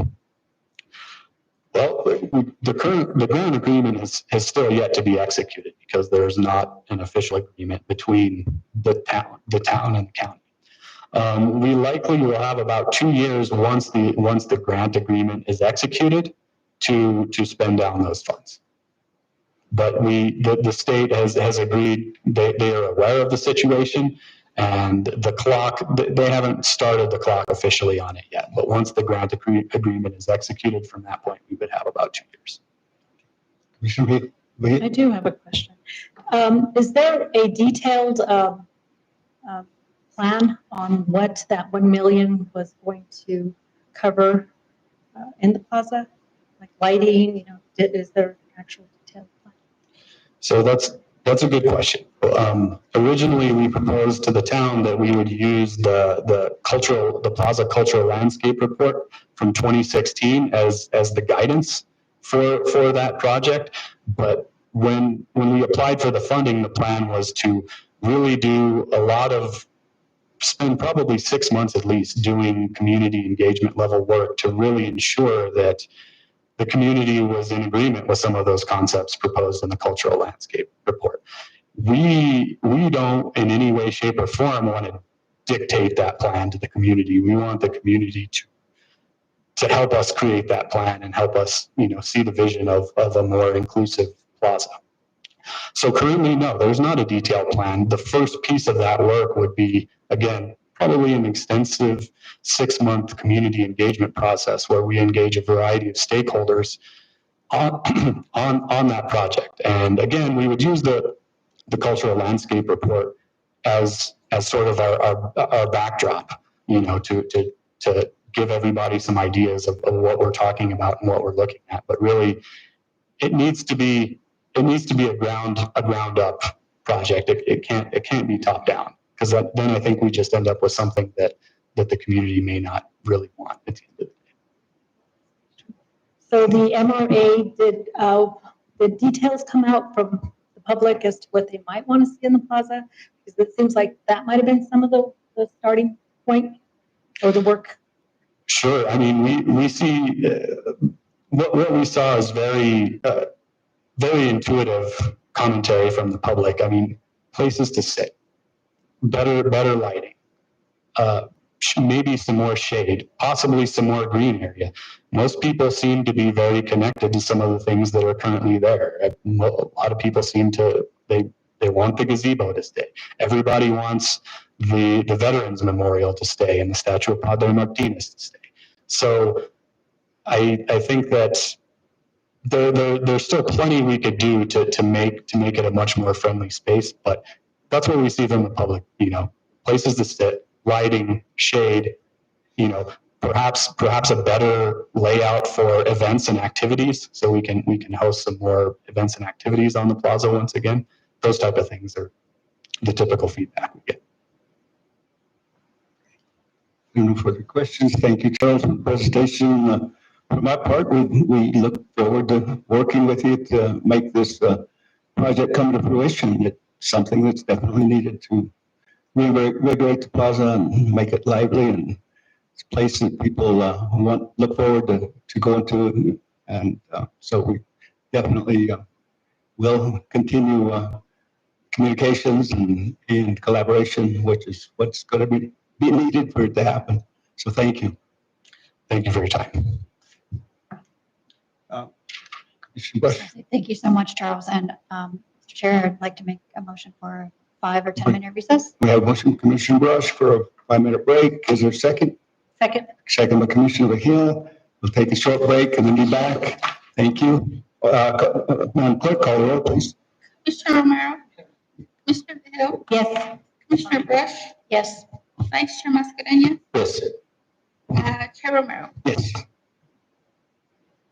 Need to come back into open session. So moved. Motion by Commissioner Brush, Second. second by Commissioner Hill. Madam Clerk, would you call the roll, please? Commissioner Romero? Yes. Commissioner Hill? Yes. Commissioner Brush, Yes. Vice Chair Mascarenhas, Yes. Chair Romero. Yes. And the next presentation on the agenda can be, this is a review of the third quarter financials for Holy Cross Medical Center. Mr. James Kaiser and Ms. Connie Pruitt, come forward, please. I want to thank the commissioners, county manager for hosting us. And in a spirit of transparency, we committed to sharing quarterly financials. So thanks for making that happen. And we're trying to work with support staff to get that ideally the month after the natural quarters. Gives us a chance to get quarterly financials closed the following month. So any questions you have at any time, it doesn't have to wait for this formal time. Let us know. County Manager Jaramillo and I meet quite regularly. So let us know what you need. I'll let Connie come up, share the financials. We tend to speak in jargon. It's an unnecessarily complex industry. Please ask us questions, particularly on financials, and hold us to that. We can get into management speak at times. So I'll let Connie come on up. Good morning. You all should have this presentation, correct? All right. So if we go to the second sheet, I'm just going to talk mainly about our year-to-date financials, but did want to point out that for the month of February, we did have an operating gain of $78,000. And so we don't often see an operating gain. We do see a gain after our mill levy dollars come in, but was proud to report on that. So on the next slide is our overall financials. Again, I'm going to be focusing on year-to-date numbers, and as James mentioned, this is our third quarter financials year-to-date, so we have 1 quarter left. So year-to-date, our gross revenue, we're currently at $122 million. So we are running under budget by $4.7 million. The next line item that you see is deductions from revenue and bad debt. So when you add those two items together, that's what we call our contractuals. And that's actually what we write off for Medicare, Medicaid, our insurance contracts that we have with Humana, Blue Cross Blue Shield. When we look at those contractuals, we're currently running at 54.7%. Our budget was to be at 54.4%. So almost right at budget. But what's important about that is really, if you look at it simply, for every dollar that we put on the books, we're writing off 54.7 cents off to contractuals. That then leaves us with our net revenue. And again, some of those contractuals we can negotiate. Sometimes you have success on that, sometimes you do not. But with Medicare, Medicaid, as you know, those are sets and those are non-negotiable items that we have. So our total operating revenue, we were at $62.3 million. So we're still running shy of budget by $2 million. Look at our operating expenses, we're actually at $63.1 million, and we're currently running $3.1 million under budget. The biggest item that we have, of course, is when we look at our salary and wages, and we also add in benefits, we add in locum tenens, and locum tenens are temporary positions that we have come in. It's not positions that we have employed and are working regular, it's our contract positions. And then also then our contract labor. And so when we look at those 4 items together, we're at $39.9 million. Our budget was to be at 41.5. So we're currently running under budget. As a percentage of our operating revenue, we're at 64%. Our budget was to be at 64.5%. So that's actually positive. That's adding about $300,000 to our bottom line. What we've been very successful at doing this year is reducing our contract labor, and that's really been through our Teen Taos initiative. So currently, when we look at contract labor, we're still running over budget by $1.5 million, but on a monthly basis, we actually had our lowest month this month. We were actually at $450,000 of contract labor. What that has allowed us to do then is hire even our RNs and our physicians and get those positions filled locally, which benefits everyone. It benefits the county, it benefits the town. Everyone prospers by that. And then after we add in our mill levy dollars, then our bottom line, we're at $1.2 million. Budget was to be at $118 $1,000. So we're currently running over budget 1.1 million. Our operating profit margin is a loss. We're negative 1.12. Total profit margin, we're at 2%. So then on the next slide, this just shows again a trend of our gross patient revenues compared to our budget, 2023 and 2022. And again, we're currently running under budget by 4.7 million. Next slide is our inpatient admissions. And year to date, we're currently at 993. Our budget was to be at 970, so we're currently running 23 over budget. If you look back to prior years, we're almost where we were in 2023, and we're down a little bit from where we were in 2022. But remember, there was also the impacts of COVID, and so that definitely affected some of our inpatient admissions through COVID.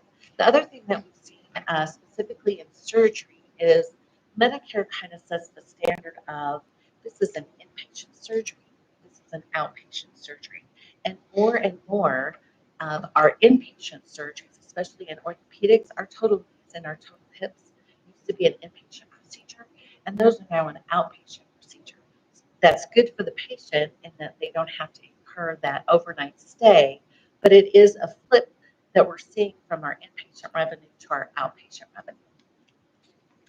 Next slide is just our average daily census. We're currently running through February, we were at 15.4.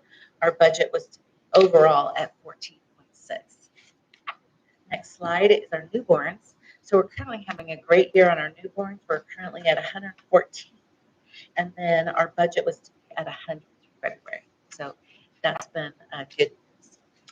Next slide is our lab. So we're currently at 200,963 lab tests. So we're a little bit under our budget by 8,731 or 4.2%. Next slide is our x-ray. So there, our actual, we're at 12,768. So we're currently 551 over budget and 4.5% over budget year to date.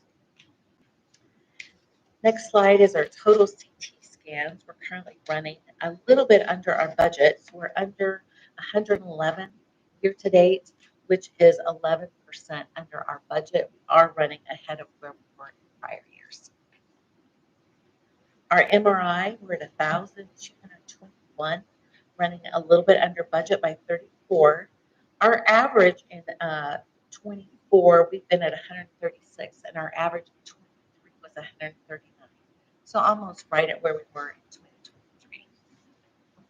Next slide is our ultrasounds.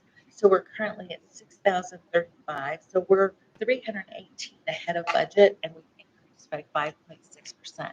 So a big area that we've seen this year is actually with our cardiology program and Dr. Scarabelli. And so we're seeing a lot more ultrasounds than what we had originally projected through cardiology. So that's been a positive. Next slide is our mammo. So we're at 1,071. Our budget was 2,095.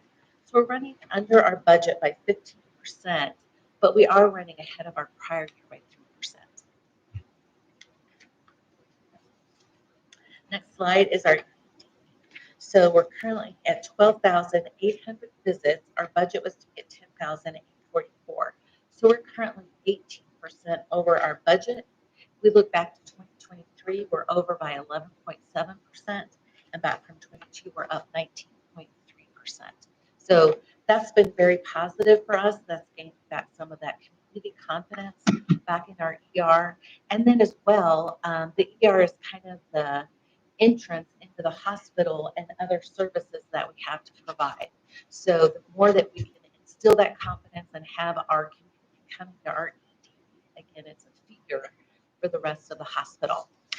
The next slide is kind of a new slide that our board requested. And what this shows is, well, of those increased visits that we're seeing in the ED, how many are coming from Taos County, outside Taos County, and how much is being driven by our tourism, so out of state.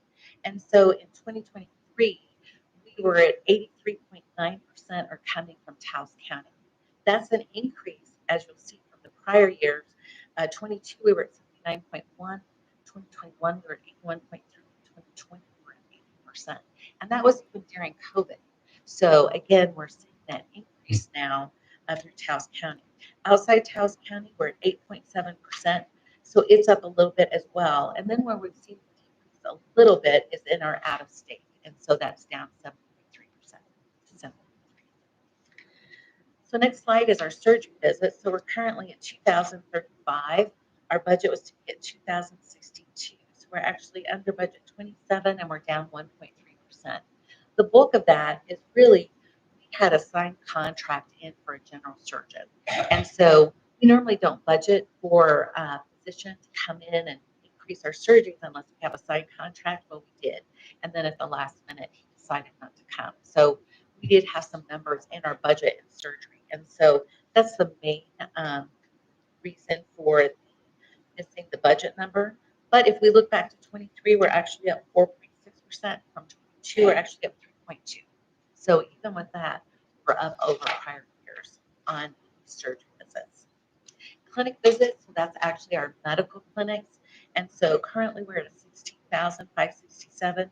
So we're currently under a budget by 26.8%. And as I mentioned, the general surgeon that we thought we had budgeted for those visits, and then we haven't had that. But good news is we do have a new general surgeon signed, and he should be starting in August and September timeframe. So we're excited about that. Again, overall year to date, our operating income to have a loss of 794,000. Our budget was to have a loss of 1,854, or 1,854,000, excuse me. So we are running ahead of budget, even though it's a loss. Next slide is our days of cash. So we're currently at 54 days of cash. That equates to about 13.1 million of cash that we have on hand. And again, what that really means simply is how many days that our current operating expenses could we actually survive. And we could actually survive 54 days before we actually run out of cash if no additional revenue were coming in. Our gross days in accounts receivable, next slide. Gross days in accounts receivable, we're currently at 49. And the benchmark for critical access hospitals is 250 days. So we're beating that benchmark. And what I like to say there is that it's in spite of our electronic health record where we do our billing out of. So we have a lot of challenges. And again, we're very hopeful that in this next year, we're going to be able to get in a new electronic health record, which will help with our billing. But in spite of that, we are able to meet the benchmark. And how are we able to do that? There's just a lot of manual processes that come into play. And then from that, we have errors that, unfortunately occur. And that's really due to it's a lot of manual processes. And so things slip. So we're very excited about the future to get in a new electronic health record, which again, the billing will be in the system as well and attached to that. And then the next 4 slides are really the detail of our Mill Levy 2 funding that you always requested. I'd like to go to page 4 of 4, which really shows the bottom line total. And so, and again, this is up through February, so our third quarter, we've actually spent 2.6 million. And if you go to the next sheet, it will actually show you categorically where we spent those dollars. So we spent that money, $1,471,000, or 55% equipment, medical equipment. We spent 625,000, or 24% related to IT, and then we spent 565,000, or 21% in our building. So that's the Mill Levy dollars, Mill Levy 2. So any specific questions on the financials that I can answer for you? Commissioner Bush. Thank you very much. This is a lot of information, good data, good to see the picture of where the hospital is. Appreciate that. I just have a quick question about where you just ended with the Mill Levy dollars. 2.662 million has been spent. Is that pretty close to the total that has been brought in to be spent?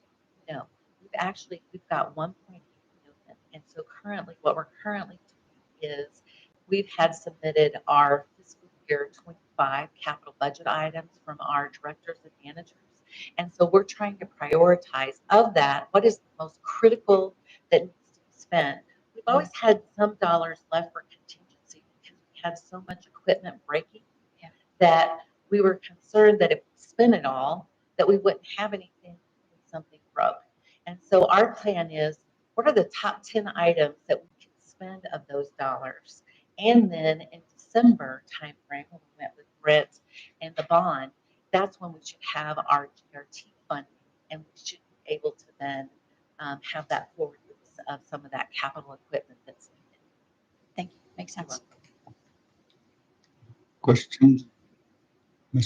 Commissioner Villa? Just a simple question, I think. First of all, thank you. This is great. I appreciate the efforts and all the details here. The lab totals are down. I was just curious if it's due to the fact that some places, like for example, family practice, is now doing some labs there. Is that? I was just wondering. Yeah, if there's that's what's happening. Yeah, it's multi-factor. So one big reason the lab is down, as I mentioned, the general surgeon. So anytime that we budget for a new physician to come, we know that we're going to receive additional ancillaries, and we budget that. So that's one of the factors. And then some of our clinic visits are down.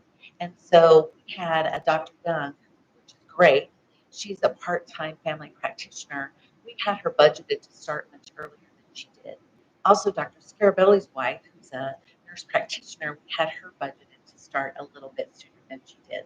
So that's adding to it. But then the other thing that's also adding to it, we've had a lot of conversation with our physicians that are in primary care that aren't employed by the hospital, is they are in an accountable care organization. So they get, they share in the profits of that accountable care organization. And so we've talked a lot about, could they negotiate a cheaper lab rate? And really, we're already at our Medicare rates. There's really not an opportunity to do it cheaper. So they have been sending some of their lab actually over to Quest. And so that then when they send it over to Quest, it actually does go out of the community and away from the hospital. How do we think we'll overcome that? Some of that is, again, with our medical office building, adding primary care. So the 15 million that we were able to obtain, that's going to be able to add 3 primary care physicians and then 3 APC physicians. So that's going to be able to enhance then. They won't be part of the accountable care organization. They will be employed by the hospital, and we should see that lab revenue then start to build back up. Great, thank you. Very, very comprehensive report. I might have a few detailed questions once I get a chance to look at it closer. But I did like the part, 54 days of cash. That's a pretty good position to be in. One question I do have is, how are you gearing up to receive public funding that was appropriated this year, capital outlay, and just how are you getting that process going, because that's changing your situation even more so as far as public funding. I'll let James talk to that.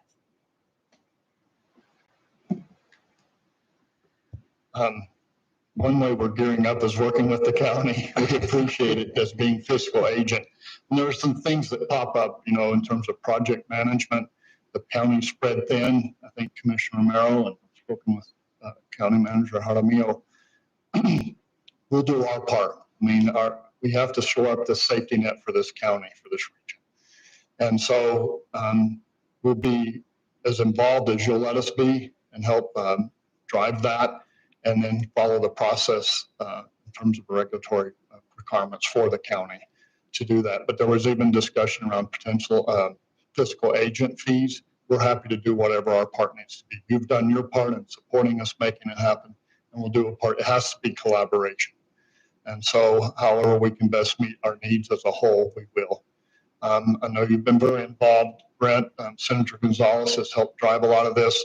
There are several things in the air right now. We're trying to get clarity around the primary care clinic that we hope to construct on campus. Some of the language there, we're working with cabinet members, Department of Finance Administration, and Health and Human Services. And Senator Gonzalez said before we gather, he wants to get some clarity, even if they have to involve the governor, so that it can move forward. It's encumbered. We understand that, but we're sort of learning as we go. but we'll be soon, hopefully be able to move much more quickly because I think you all are more apprised of this than me, but we have roughly 12 months that has to be invoiced and tied up to where it's going to go for the medical complex anyway, that 15 million. But I'm happy to speak to others, and I'll even expand on some, but I don't want to take more time than I have for me. Commissioner Brush has a question. Thank you, Chair Romero. Thank you, James. Thank you for being here. This question might be like a hybrid for you and maybe for our county manager. We talk about like the work that will be involved to get this construction project going, right? And we talk about being a fiscal agent, but in terms of like a project manager, a construction project manager, and regular project manager, just to like keep the thing moving. I believe that the way the legislation was written, like that some of the capital outlay can't be used for that kind of expense, but I'm not 100% sure. I would just like to be sure because we don't have any more plates here at the county to pile anything else onto. That's my only concern, just in the interest of keeping it moving as rapidly as the entire community wants it to move. Well, I think in her wisdom, the governor recognized that there were other projects, construction. They struck the word construction from Senate Bill 113, so that it would allow for that, is my understanding. Otherwise, it could have just gone to construction, not to design, not to project management. So that is a benefit. And as county manager shared with me, it's a sad statement when $15 million won't get you much of a building. And that's going to be our bigger concern because you never want to underbuild this. As our chief financial officer spoke to, when we did our strategic plan that many of you were involved in, we surveyed our county, and the number one request was for primary care. 200 people said number one healthcare need, access to primary care and urgent care, a walk-in. And we hope to bring both of those into this clinic. But even with 6 primary care practitioners, 3 physicians, 3 advanced practice clinicians, so a physician assistant or nurse practitioner, I don't think it's enough to meet need. And we have out-migration. We have people going as far away as Espanola and Santa Fe to get primary care. And that's an unnecessary burden on our community and it needs to stay here. We need to respond to need. Thank you. Appreciate that. Do you have any idea, James, how much more it would take? I mean, it's interesting. I know 15 million doesn't go very far. I don't. In fact, we initially hedged it in our budget, where we had 35 million in needs. 22 million of the GRT will get us partially there. We had asked to put aside 11 million for a medical complex. And then an architect said you need to take it to 15. And that's going off our old renderings from like 2010, 2012, when it would have been 7 million. But I don't know that it's going to be a per square footage cost. You have to be healthcare code. It will be a county-owned building, and currently would be on county land. The county, as you know, will be fiscal agent. Grateful for that. Great. Well, look forward to collaboration and getting this done. Yeah. We'll see how far we can get with 15 million. Speak to any of the other funds, real high level, or I can. Yeah, can you? That would be great. Yes. 12 rural hospitals were at risk in Mexico, as they are across the country. And to their credit, myself and some of my colleagues lobbied for survival, really. So calendar 24 is going to be very much of a challenge. The mill levy is has kept us, we roughly lose 2.5 million annually. So it kept sort of at break even, but without a profit margin of say 4 to 5%, you don't have the funds to put aside for aging plant facilities and medical equipment. So that's why it's not happened over time. But there was many communities that were going to close obstetrics, delivering babies, close the inpatient care, meaning overnight stays in a hospital, and even restricting or having no emergency services. So the state stepped up and said you cannot close or reduce obstetrics, inpatient care, or emergency care and in order to receive emergency funding. So we're one of the larger 2 of those 12. And so I think Silver City may be the other. We will receive 5.7 million of state funding over the course of the next 2 years to prevent reduction in services that are mission critical for our larger county. And we're grateful for that. We have, as we said earlier, over 35 million in needs. But if the Medicaid supplemental payment, which was Senate Bill 17, is Healthcare Delivery Access Act. And what it's doing, along with 40 other states, is having a match to get a greater match. So hospitals, without affecting the state's budget or general fund, will be taxing ourselves $360 million annually. Most of that's coming from the urban tertiary hospitals, about 19% from our smaller rural hospitals, to get roughly 1.1 up to 1.6 billion from the federal government. The challenge is our hospital association has told us not to budget for that because the feds have to approve it even annually. So we don't even know if we'll get this time next year, March, even though the legislature approved it. But that's where that's the true lifeline, because so much of this is encumbered in facilities or equipment, which is needed. But we could have the Taj Mahal and the best of equipment, but if we can't meet payroll, we have no staff to make it happen. Nor can we pay our bills for supplies, et cetera. So that funding is really taking Medicaid, which is often your worst payer, if you will, other than charity care or self-pay or bad debt. New Mexico is the highest utilizer of Medicaid per capita in the nation, yet it reimbursed the lowest. In other words, far below the cost of providing that care.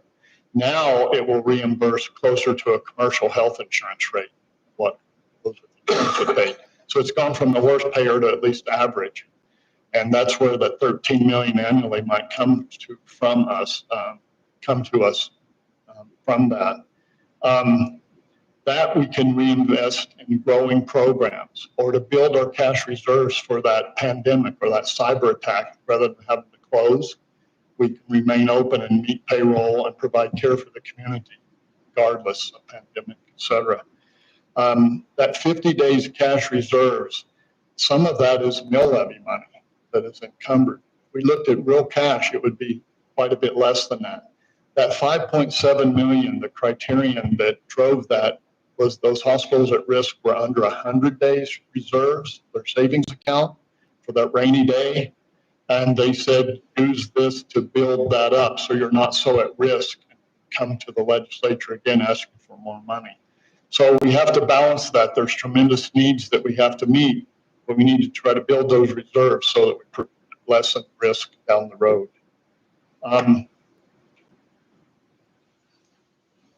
The GRT, the funding probably won't be available till probably December, but initially September because the county's fiscal year starting July 1. It's a little odd for us, for whatever reason. We've discussed this. I've not seen this elsewhere. Our fiscal year starts June 1. Usually it's either calendar year, January 1 or July 1st. So we're off a little bit there. But that will become available. The emergency funds we hope will come available as soon as July. I've asked them to look at this quarter. They do a quarter look back, but it could be as late as September, and then the federal funding in March. And the medical complex funding is available immediately. We just got to figure it out. Point being is a lot of this funding, we're in survival mode until December at the earliest, when we can start to address facilities and medical equipment that is greatly needed. Toured the facility, and a lot of our equipment's passing end of life. But when we look at mill levy dollars, the 1.8 million Connie spoke to, we're having to prioritize. The building's 30 years old, and there were some things that, and why it's important to build the code that were suboptimal. Our humidifiers in the operating room are either too low, which there's a fire risk, or too high, and there's an infection risk. So we're going to spend about $500,000 levy funding to replace that because it's a patient safety crisis. Our air handling system are a similar issue. When we look at the two combined, it's $2.4 million plus. So that's something we're going to have to address and prioritize, along with a lot of surgical equipment that's passed into life. And so we'll be glad to share as we prioritize this and how public funds will go on. We'll be transparent in bringing that to you for awareness sake. And for the most part, that's what I have. We do hope to grow service. As I mentioned, primary care, we have a solid cardiologist. It was the #1 medical transfer I've shared before. We're going to try to grow that service line. We're going to be getting an additional echo machine, which is evidence-based medicine they need to have before they get a stress treadmill echo or for fear of catastrophe with the patient. So we'll screen that, but also a mill levy GRT funds from the county helped purchase that second CT computerized tomography. And Dr. Scarabelli is doing what's called CT angiography. And you get actually not 3D, but 4-dimensional view of the heart. And so it gives us the chance to only transport patients that are necessary. And then we also qualified for a pediatric echo. We can look at a newborn's heart to see, can they stay and we take care of them, or do they have to be transferred to a higher center? So both of those technologies ideally will, one, create jobs, but also keep patients in the community we care for and eliminate some burdens of travel. We have grown, talking about economic input, 460 employees to 520, almost 60, within the last recent months. So the advantage of us, and it played favor with the legislature, they do not support corporate hospitals, funding going out of New Mexico, revenue going out of New Mexico. So it's been a blessing that we've stayed true to our community. We can do right by our community by staying independent. We can protect jobs and we can provide services, whereas a corporation will turn you into a Band-Aid station and take services out of state. And so that's just not something we want to do. This funding will enable us to remain independent and right by our county. Thank you, James and Connie, for the presentation. We know that we have some challenges, especially on the construction side, where we have that short window to do that. But thank you for staying on top of everything having to do with the hospital. Thank you. We have 3 board positions open. We have 5 applicants. Commissioner Bob Romero is chairing the nominating committee. So encouraging those that are interested play a role to apply. I think make a decision by the end of May. Yeah, I think the deadline for applications is the 19th. Still a couple days left. Thank you for all your support for your county's hospital. Thank you. And we'll move on to item 11, contracts, agreements, MOUs, and bids. First one is discussion, consideration, decision regarding the approval of modification 001 to supplement project agreement 23-GN-11030200-165 Enchanted Circle prescribed fire support between Taos County and Carson National Forest to add additional funding in the Forest Service funding to the existing agreement and update reimbursement rates to Taos County Volunteer Fire Departments. I don't see JR here. Manager, how do we? I'm not sure why he's not here, but you said it all there, Chair Romero. JR, as you know, works closely with staffs. You have staff recommendation to approve this amendment to add additional funding to the grant. Motion to approve. Motion by Commissioner Vehil. I will second the motion to approve modification 001 to supplemental project agreement 23-GN-11030200-165. We have a second by Commissioner Rush. So, Madam Clerk, call the roll, please. Commissioner Romero? Commissioner Vehil? Yes. Commissioner Brush? Yes. Vice Chair Mascareñas? Yes. Chair Romero?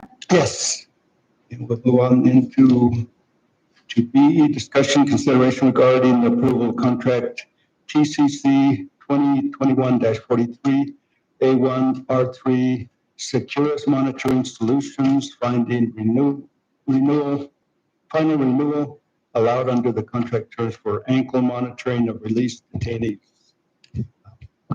Manager. Thank you, Chair Romero. Yes, about 4 years ago, we issued a request for proposal, and Securius Monitoring Solutions responded to that. This is for the actual ankle monitors that our judges, be it in the district court or in the magistrate court level, can assign somebody onto the ankle monitoring. So we do recommend approval of this application. Move to approve. Motion by Commissioner Vehil, is there a second? Second by Commissioner Miguel Romero. Madam Clerk, please call the roll. Commissioner Romero? Commissioner Vehil? Yes. Commissioner Brush? Yes. Vice Chair Mascherinius? Yes. Chair Romero? And yes, then we move to C, discussion, consideration, decision regarding the approval of contract TCC 2017-058A9 R7. This is Summit Food Services LLC. This will be a renewal of 7 of 9 allowed on contract with Summit Food Services. Manager. Thank you, Chair Romero. Summit Food Services LLC provides the food within the detention center for the 7 days a week, 3 times a day. There is an increase of 3.1% that's reflective of this contract. Would you recommend approval? I would like to commend detention center. These 2 contracts, one you just approved and this one now, are the first contracts for next fiscal year. So I want to applaud Mr. Garcia and Ms. Esteban for being the first. So for the next couple of months, we'll be seeing a lot more contracts for next fiscal year. So I recommend approval. Mr. Chair, I move approval of contract TCC 2017-05889R7 Summit Food Services LLC. Okay, we have a motion by Commissioner Brush. I'll second that. Second by Commissioner Mascherinius. Madam Clerk, please call the roll. Commissioner Romero? Yes. Commissioner Vehil? Yes. Commissioner Brush? Yes. Vice Chair Mascherinius? Yes. Chair Romero? Yes. And we move to department matters. This is item 12, request to schedule a day and time for commission to review and make decisions on a planned unit development overlay zone application and a type 2 preliminary plat subdivision application for the proposed Tarleton Ranch Eco Village Development Project per section 5.3.2. Review and approval procedure for rezoning, subsection G of Taos County's land use regulation. The commission must approve the proposed planned unit development overlay zone per section 4.8.8. Hearing before the Board of County Commissioners of Taos County, a subdivision regulation, Taos County subdivision regulations. The commission must also approve the proposed type 2 preliminary plat subdivision applications. We're looking for a date for the hearing. Manager. Yes, as the commission is aware, the Tarleton subdivision application has been, for lack of a better word, remanded to the Board of County Commissioners. We're looking at June 11th to be that date. And I would also recommend to the commission that you plan for the entire days. For those of you that are working, you might want to plan for the entire day. This kind of corresponds to a further agenda item. Did meet with, I just called the clerk, and June 11th works for her, and we'd probably also do the certification of the election results first, then move into Tarleton, and this would be hopefully the only item that we'd have on the agenda that day.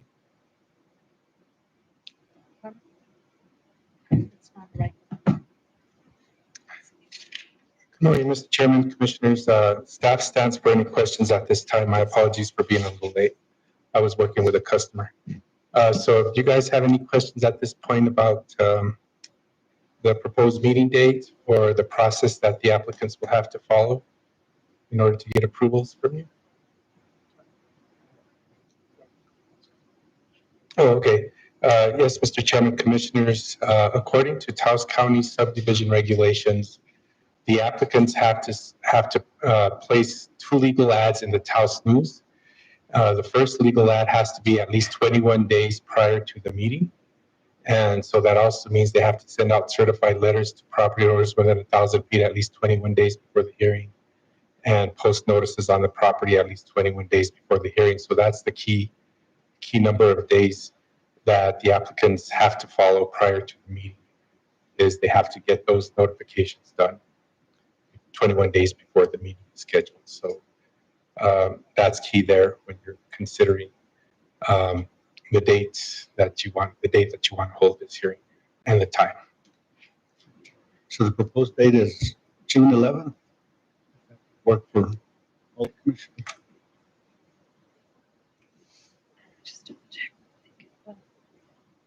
What would be the start time?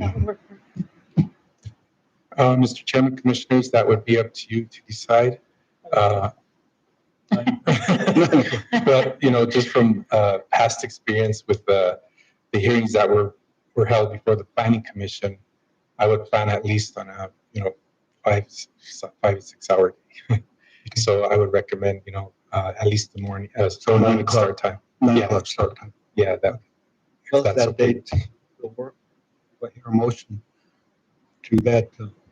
Yes, I will make a motion for June 11th to hear the Tarleton Ranch Echo Development. Tarleton.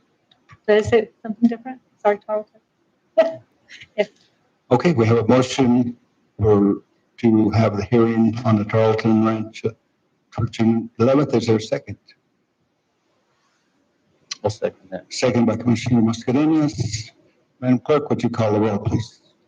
Commissioner Romero, Commissioner Vehil, Yes. Commissioner Brush, Yes. Vice Chair Mascarenhas, Yes. Chair Romero. Yes. Thank you. Okay.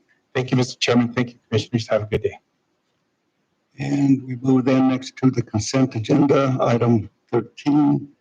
And here is there any item that Yes, Mr. Chair. Commissioner Brush? Yes, I would like to move removal of item 13C for further discussion and questions.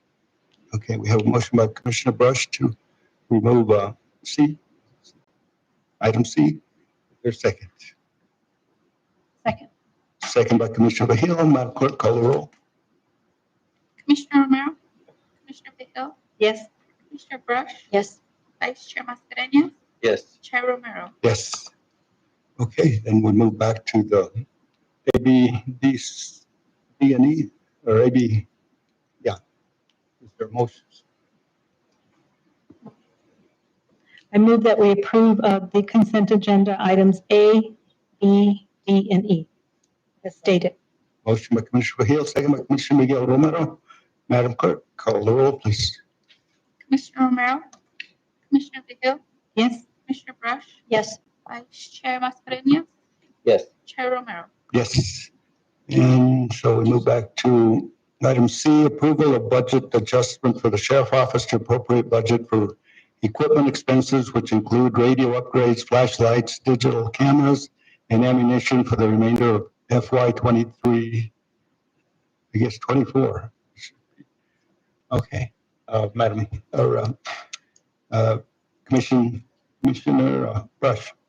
Thank you, Chair Romero, and thanks, team, for letting me ask a couple of questions about this item. And Mr. Manager, I hope you can answer some of the questions I've gotten. My first one is, we have about 2 months left of our fiscal year, so I'm interested in understanding the need for over $100,000 for radio, flashlights, cameras, and ammunition. That just seems like a big amount for everyday things, unless there's something here I don't understand. Chair Romero, Commissioner Brush, it's my understanding, and I don't have a breakdown in this. I don't think Ms. Wallace-Elliott has a breakdown on 105, but it's my understanding the big bulk of the expense is going to be on the radios, which would be SATCOM radios, and those will be used. Those are good for us in the outlying areas of the county, so we'd have better radio communication back with dispatch. So I don't know how much of the 105 is going to that. I don't think, do you have anything more? Thank you, Brent, and thank you, Mr. Chair. And while you're looking, Madam Finance Director, just the SATCOM radios do sound like a good idea, given I think even our cell service lately is kind of getting worse. Also, though, we all understand that the sheriff's office is unique. It has other funding opportunities. So I'm kind of curious, and that's probably not for us to know, but I'm curious about that. But mostly, I think my biggest question is, it says that this 105,000 is coming from a number that's at least 105,000 allocated for professional services. So I'm just wondering, what are the professional services that would be paying for this $105,000? Specifically, this would be coming out of the animal control budget. I think there's, off the top of my head, and have it in my emails, there's approximately $140,000 in there. So this would have been, what would have traditionally, this line item was always paid for animal sheltering services. And Mr. Chair, Mr. Manager, so in other words, this is the money that was allocated for the Stray Hearts contract that never came to be for this fiscal year. Chair Romero, Commissioner Brush, yes. Okay, that concerns me a bit because we still have an animal control need out there. And I know that the sheriff's office and others in the community have been doing a lot of work around spay and neuter, which is one slice of the problem. But my concern is that we still are not providing for a place to take the animals that are on the street. And I'm concerned about that because even for folks who don't get a warm and fuzzy feeling about our warm and fuzzy beings out there, I worry about the risk to the county that we're not addressing this. I worry because it is absolutely a public health risk, not just from animal bites, but disease. And not addressing all of the strays is also just cruel. And it bothers me that it's the example we're sending to our young people, that we're not caring for these who don't have a solution. It's been almost a year since Stray Hearts didn't respond to the RFP, and this to me feels like we're sending the message that we're kind of giving up. Like the money that we still have, that the sheriff's office still has in the budget, is now going for equipment rather than towards solving a problem that it is our responsibility to help solve. Those are my concerns and my hesitations about this.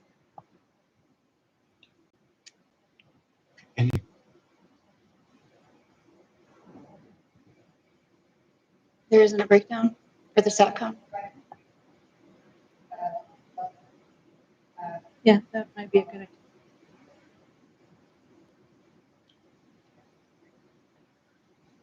I'm sorry, I heard a couple of them. Would you come up and share? Thank you, Emily. Sorry to put you on the spot. Romero, Chair Brush. We were not provided with the breakdown because all of the expenditures fall under a non-capital equipment line item. So it's just get out of that animal control budget. Thank you. Yeah, question, is there any reoccurring here that's going to take place? Because there's a purchase, but there's some reoccurring, I'm assuming, costs to keep up with the equipment? I do not have an answer to that question. I imagine that this may have been why the sheriff and the two lieutenants were here, in case there's questions.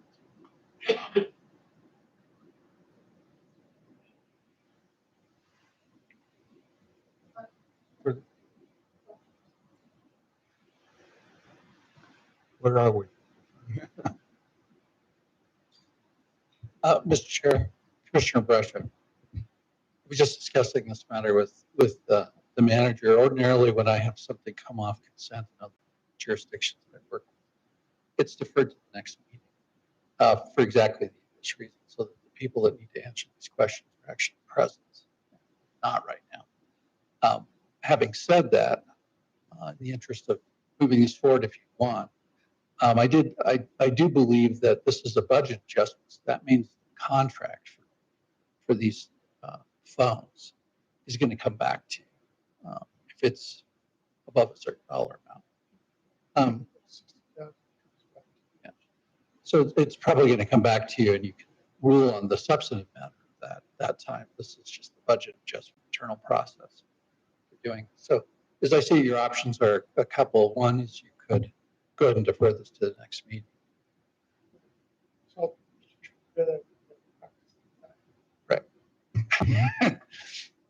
We had a discussion about that. He says, I've never mentioned this before. I don't ever remember somebody taking something of consent before. Anyway, you could do that, or, you can move this to the end of the agenda. Maybe we can get the sheriff here if you have specific questions. Or the third thing you can do is actually vote on. So what is the will of Commissioner Romero?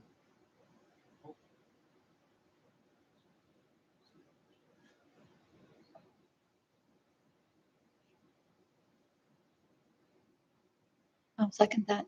Okay. Commissioner Romero. We have a motion by Commissioner Miguel Romero, second by Commissioner Brush. And any further discussion or questions? Not, Madam Clerk, would you call the roll, please? Commissioner Romero, Commissioner Vehil, Commissioner Brush, Yes. Vice Chair Mascarenhas, Yes. Chair Romero. Yes. Thank you again. And we move then to county managers report and matters. Manager Javier. All right, I will be short today.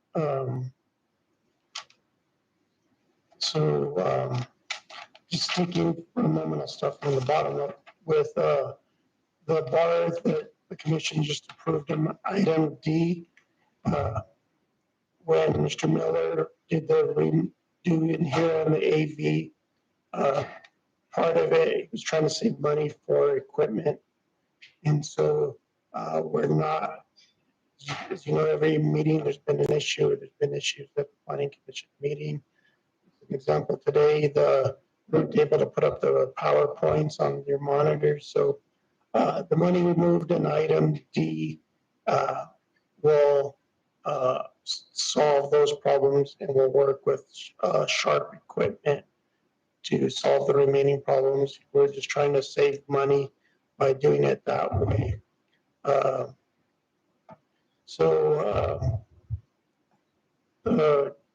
Just a reminder to the commission, on April 30th, there's a community schools meeting here in the commission chambers from 9 a.m. to 11 a.m.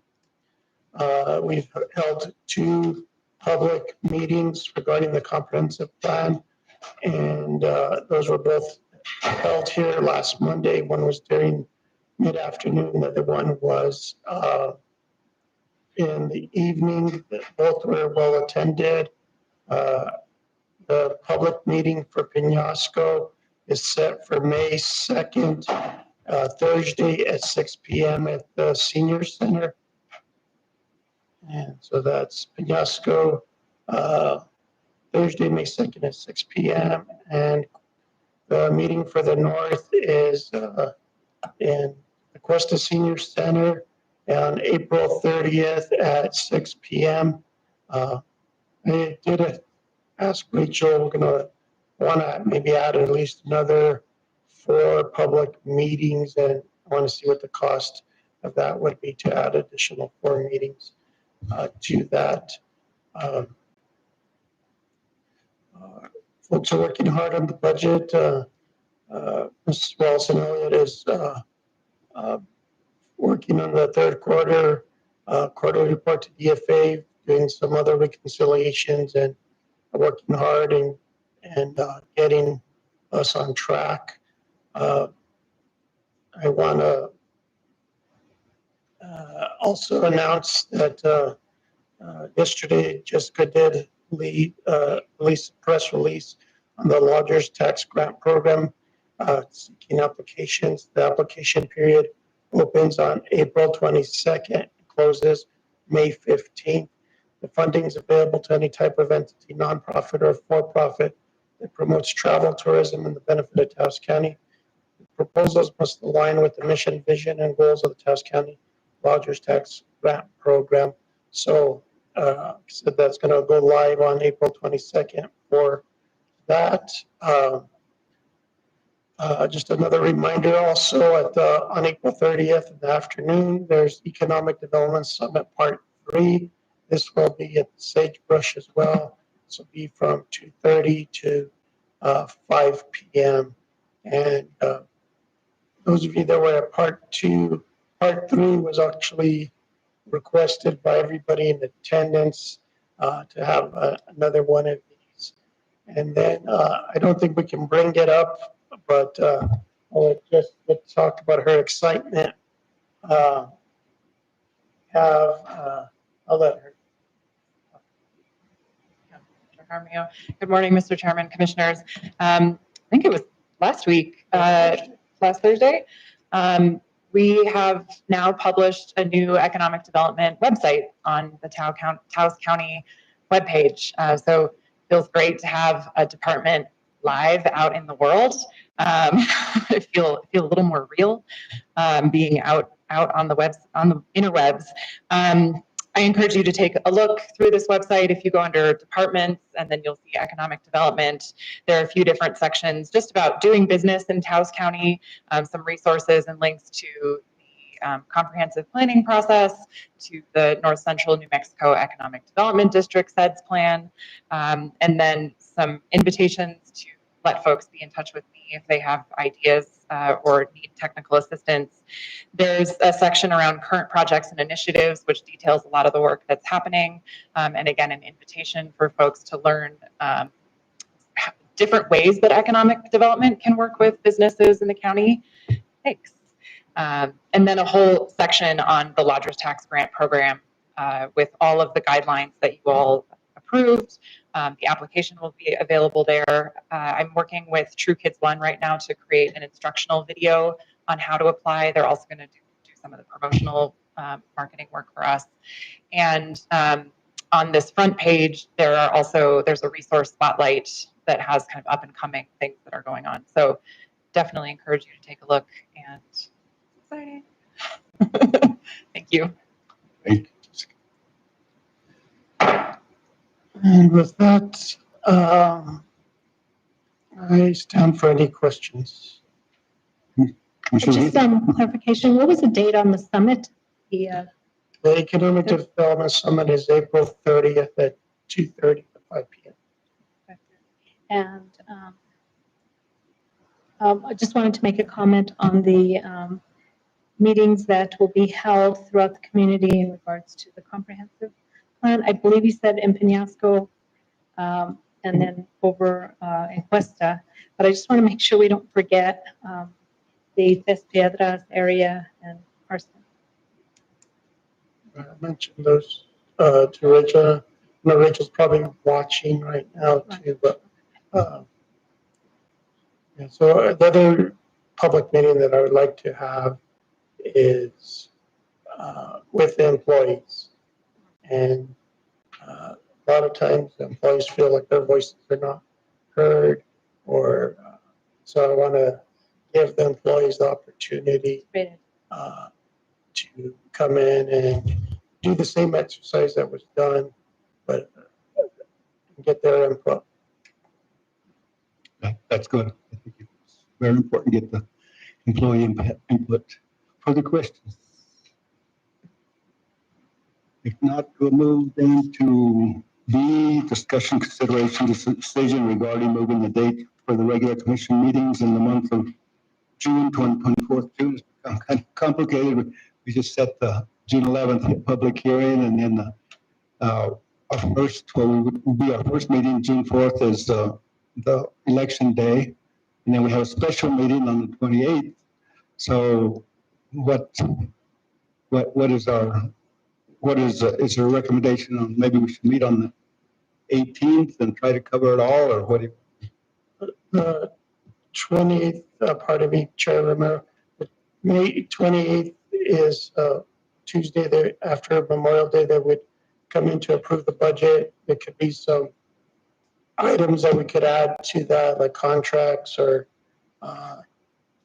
bulk of it would be on the budget. I do recommend that we cancel the meeting on June 4th, so that would have to be in the form of a motion. Per state statutes, the county clerk must certify the election results and thus the meeting on the 11th.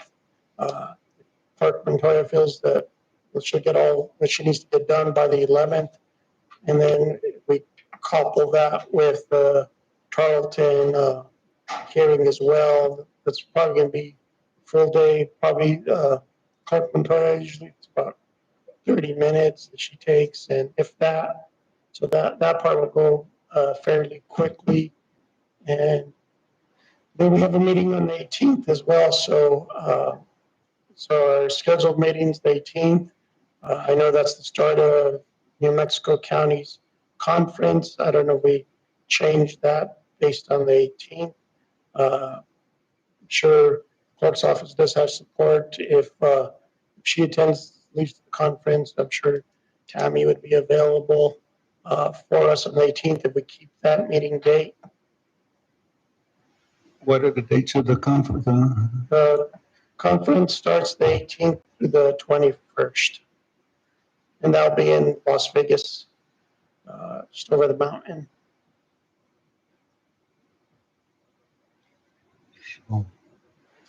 So what do we do? Do we have plans definitely to go to the conference or what? I think we could still do both. I think We can have the meeting and go. and then go, those that want to go to the conference can go after the meeting. I think the one that affects is Commissioner the Hill. She's on the board. She must, I know she hates missing meetings. Yeah. So, and it doesn't matter to me. Staff has no recommendations for the 18th. So we keep the June 18th meeting and just cancel the one on the 4th. Is that what we're looking at? I believe so. Here. Right. Cancel June 4th. We'd have a commission meeting on May 28th and June 11th. 18th is already scheduled. Okay, so is there a motion to that effect? Is there a motion? Yeah, motion by, Wait, hold on. Are you looking at? I think the motion is that right now is simply cancel the June 4th, right? Right, and add Because we have June the other 11th. ones. so there's a motion on the floor by Commissioner Bush to cancel the meeting on June 4th. Is there a second? Second by Commissioner Romero. Madam Clerk, would you call the roll, please? Commissioner Romero? Commissioner Vehil? Yes. Commissioner Brush? Yes. Vice Chair Mascarenhas? Yes. Chair Romero? Yes. I think we need a motion to have a meeting on the 28th of May. Oh, Yeah, yeah. that would be good too. The 11th as well. Yeah, okay, there's a motion on the floor by Commissioner Mascarenhas to have a meeting on May 28th. Is there a second? I'll second. Second by Commissioner Brush. Madam Clerk, call the roll, please. Commissioner Romero? Commissioner Vehil? Yes. Commissioner Brush? Yes. Vice Chair Mascarenhas? Yes. Chair Romero? Yes. We just might need a reminder. But we need one more for the 11th. No, you did it. You canceled. Mr. Chair, I move that we have a Taos County Commission meeting on Tuesday, June 11th at 9 a.m. Second. Okay, we have motion by Commissioner Brush, second by Commissioner Hill to have the public hearing meeting on June 11th. Madam Clerk, call the roll, please. Commissioner Romero? Commissioner Vehil? Yes. Commissioner Brush? Yes. Vice Chair Mascarenhas? Yes. Chair Romero? Yes. Okay. Thank you. We'll move to new commissioners' reports and matters, new business to be considered at a future commission meeting. Is there any pressing issue? Okay, if not, we'll move to commissioners' announcements. Any commissioner announcements? None? Okay, then we'll moving into executive session. Taos County Board of Commissioners may convene a closed session. We'll be discussing items that are on the agenda, and also there will be discussion regarding the potential lease of property. This matter may be discussed in executive session under Open Meetings Act exemption 1015-11H8, which allows for discussion of purchase, acquisition, or disposal of real property or water rights by the public body. Is there a motion to go into executive session? So moved. Motion by Commissioner Brush, Second. second by Commissioner Hill. Madam Clerk, call the roll. Commissioner Romero? Commissioner Vehil? Yes. Commissioner Brush? Yes. Vice Chair Mascarenhas? Yes. Chair Romero? Yes, and the time is 12:03, and we'll be back to convene after executive session. Thank you all. Motion to come back into regular session. Motion by Commissioner Romero. Second. Second by Commissioner Mascarenhas, come out of executive session. Madam Clerk, call the roll, please. Commissioner Romero? Commissioner Vehil? Yes. Commissioner Brush? Yes. Vice Chair Mascarenhas? Yes. Chair Romero? Yes, and if we could get a report from the attorney out of executive session. Thank you, Mr. Chairman. With regard to item, gosh, I'm bad at Roman numerals. What's that? 16A? Is that right? Yes. Yeah. 16A. With regard to a matter of 16A, sorry.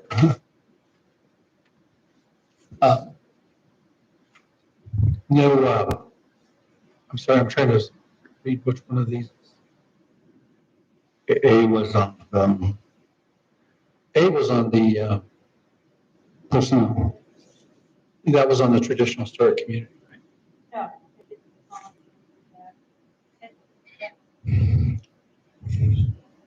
On the personnel. Oh, gotcha. Yeah, it was on I'm personnel. sorry. I'm sorry, Mr. Chairman. With regard to 16A and B that are set forth in the agenda, only those matters set forth in the agenda were discussed, and no final decisions were made. Okay. Motion to accept the attorney's report out of executive session. So moved. Mr. Chairman, with regard to I'm actually going to back up here. I apologize.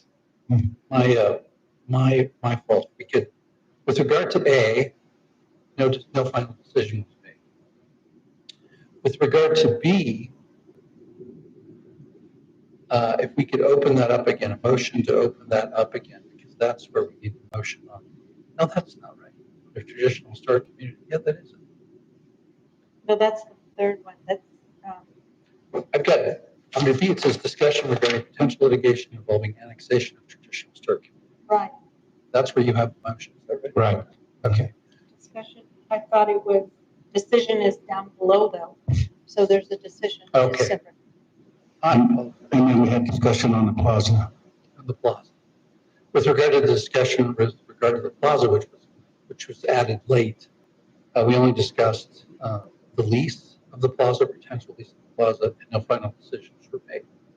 That's the Okay. Motion to accept the attorney's report out of executive session.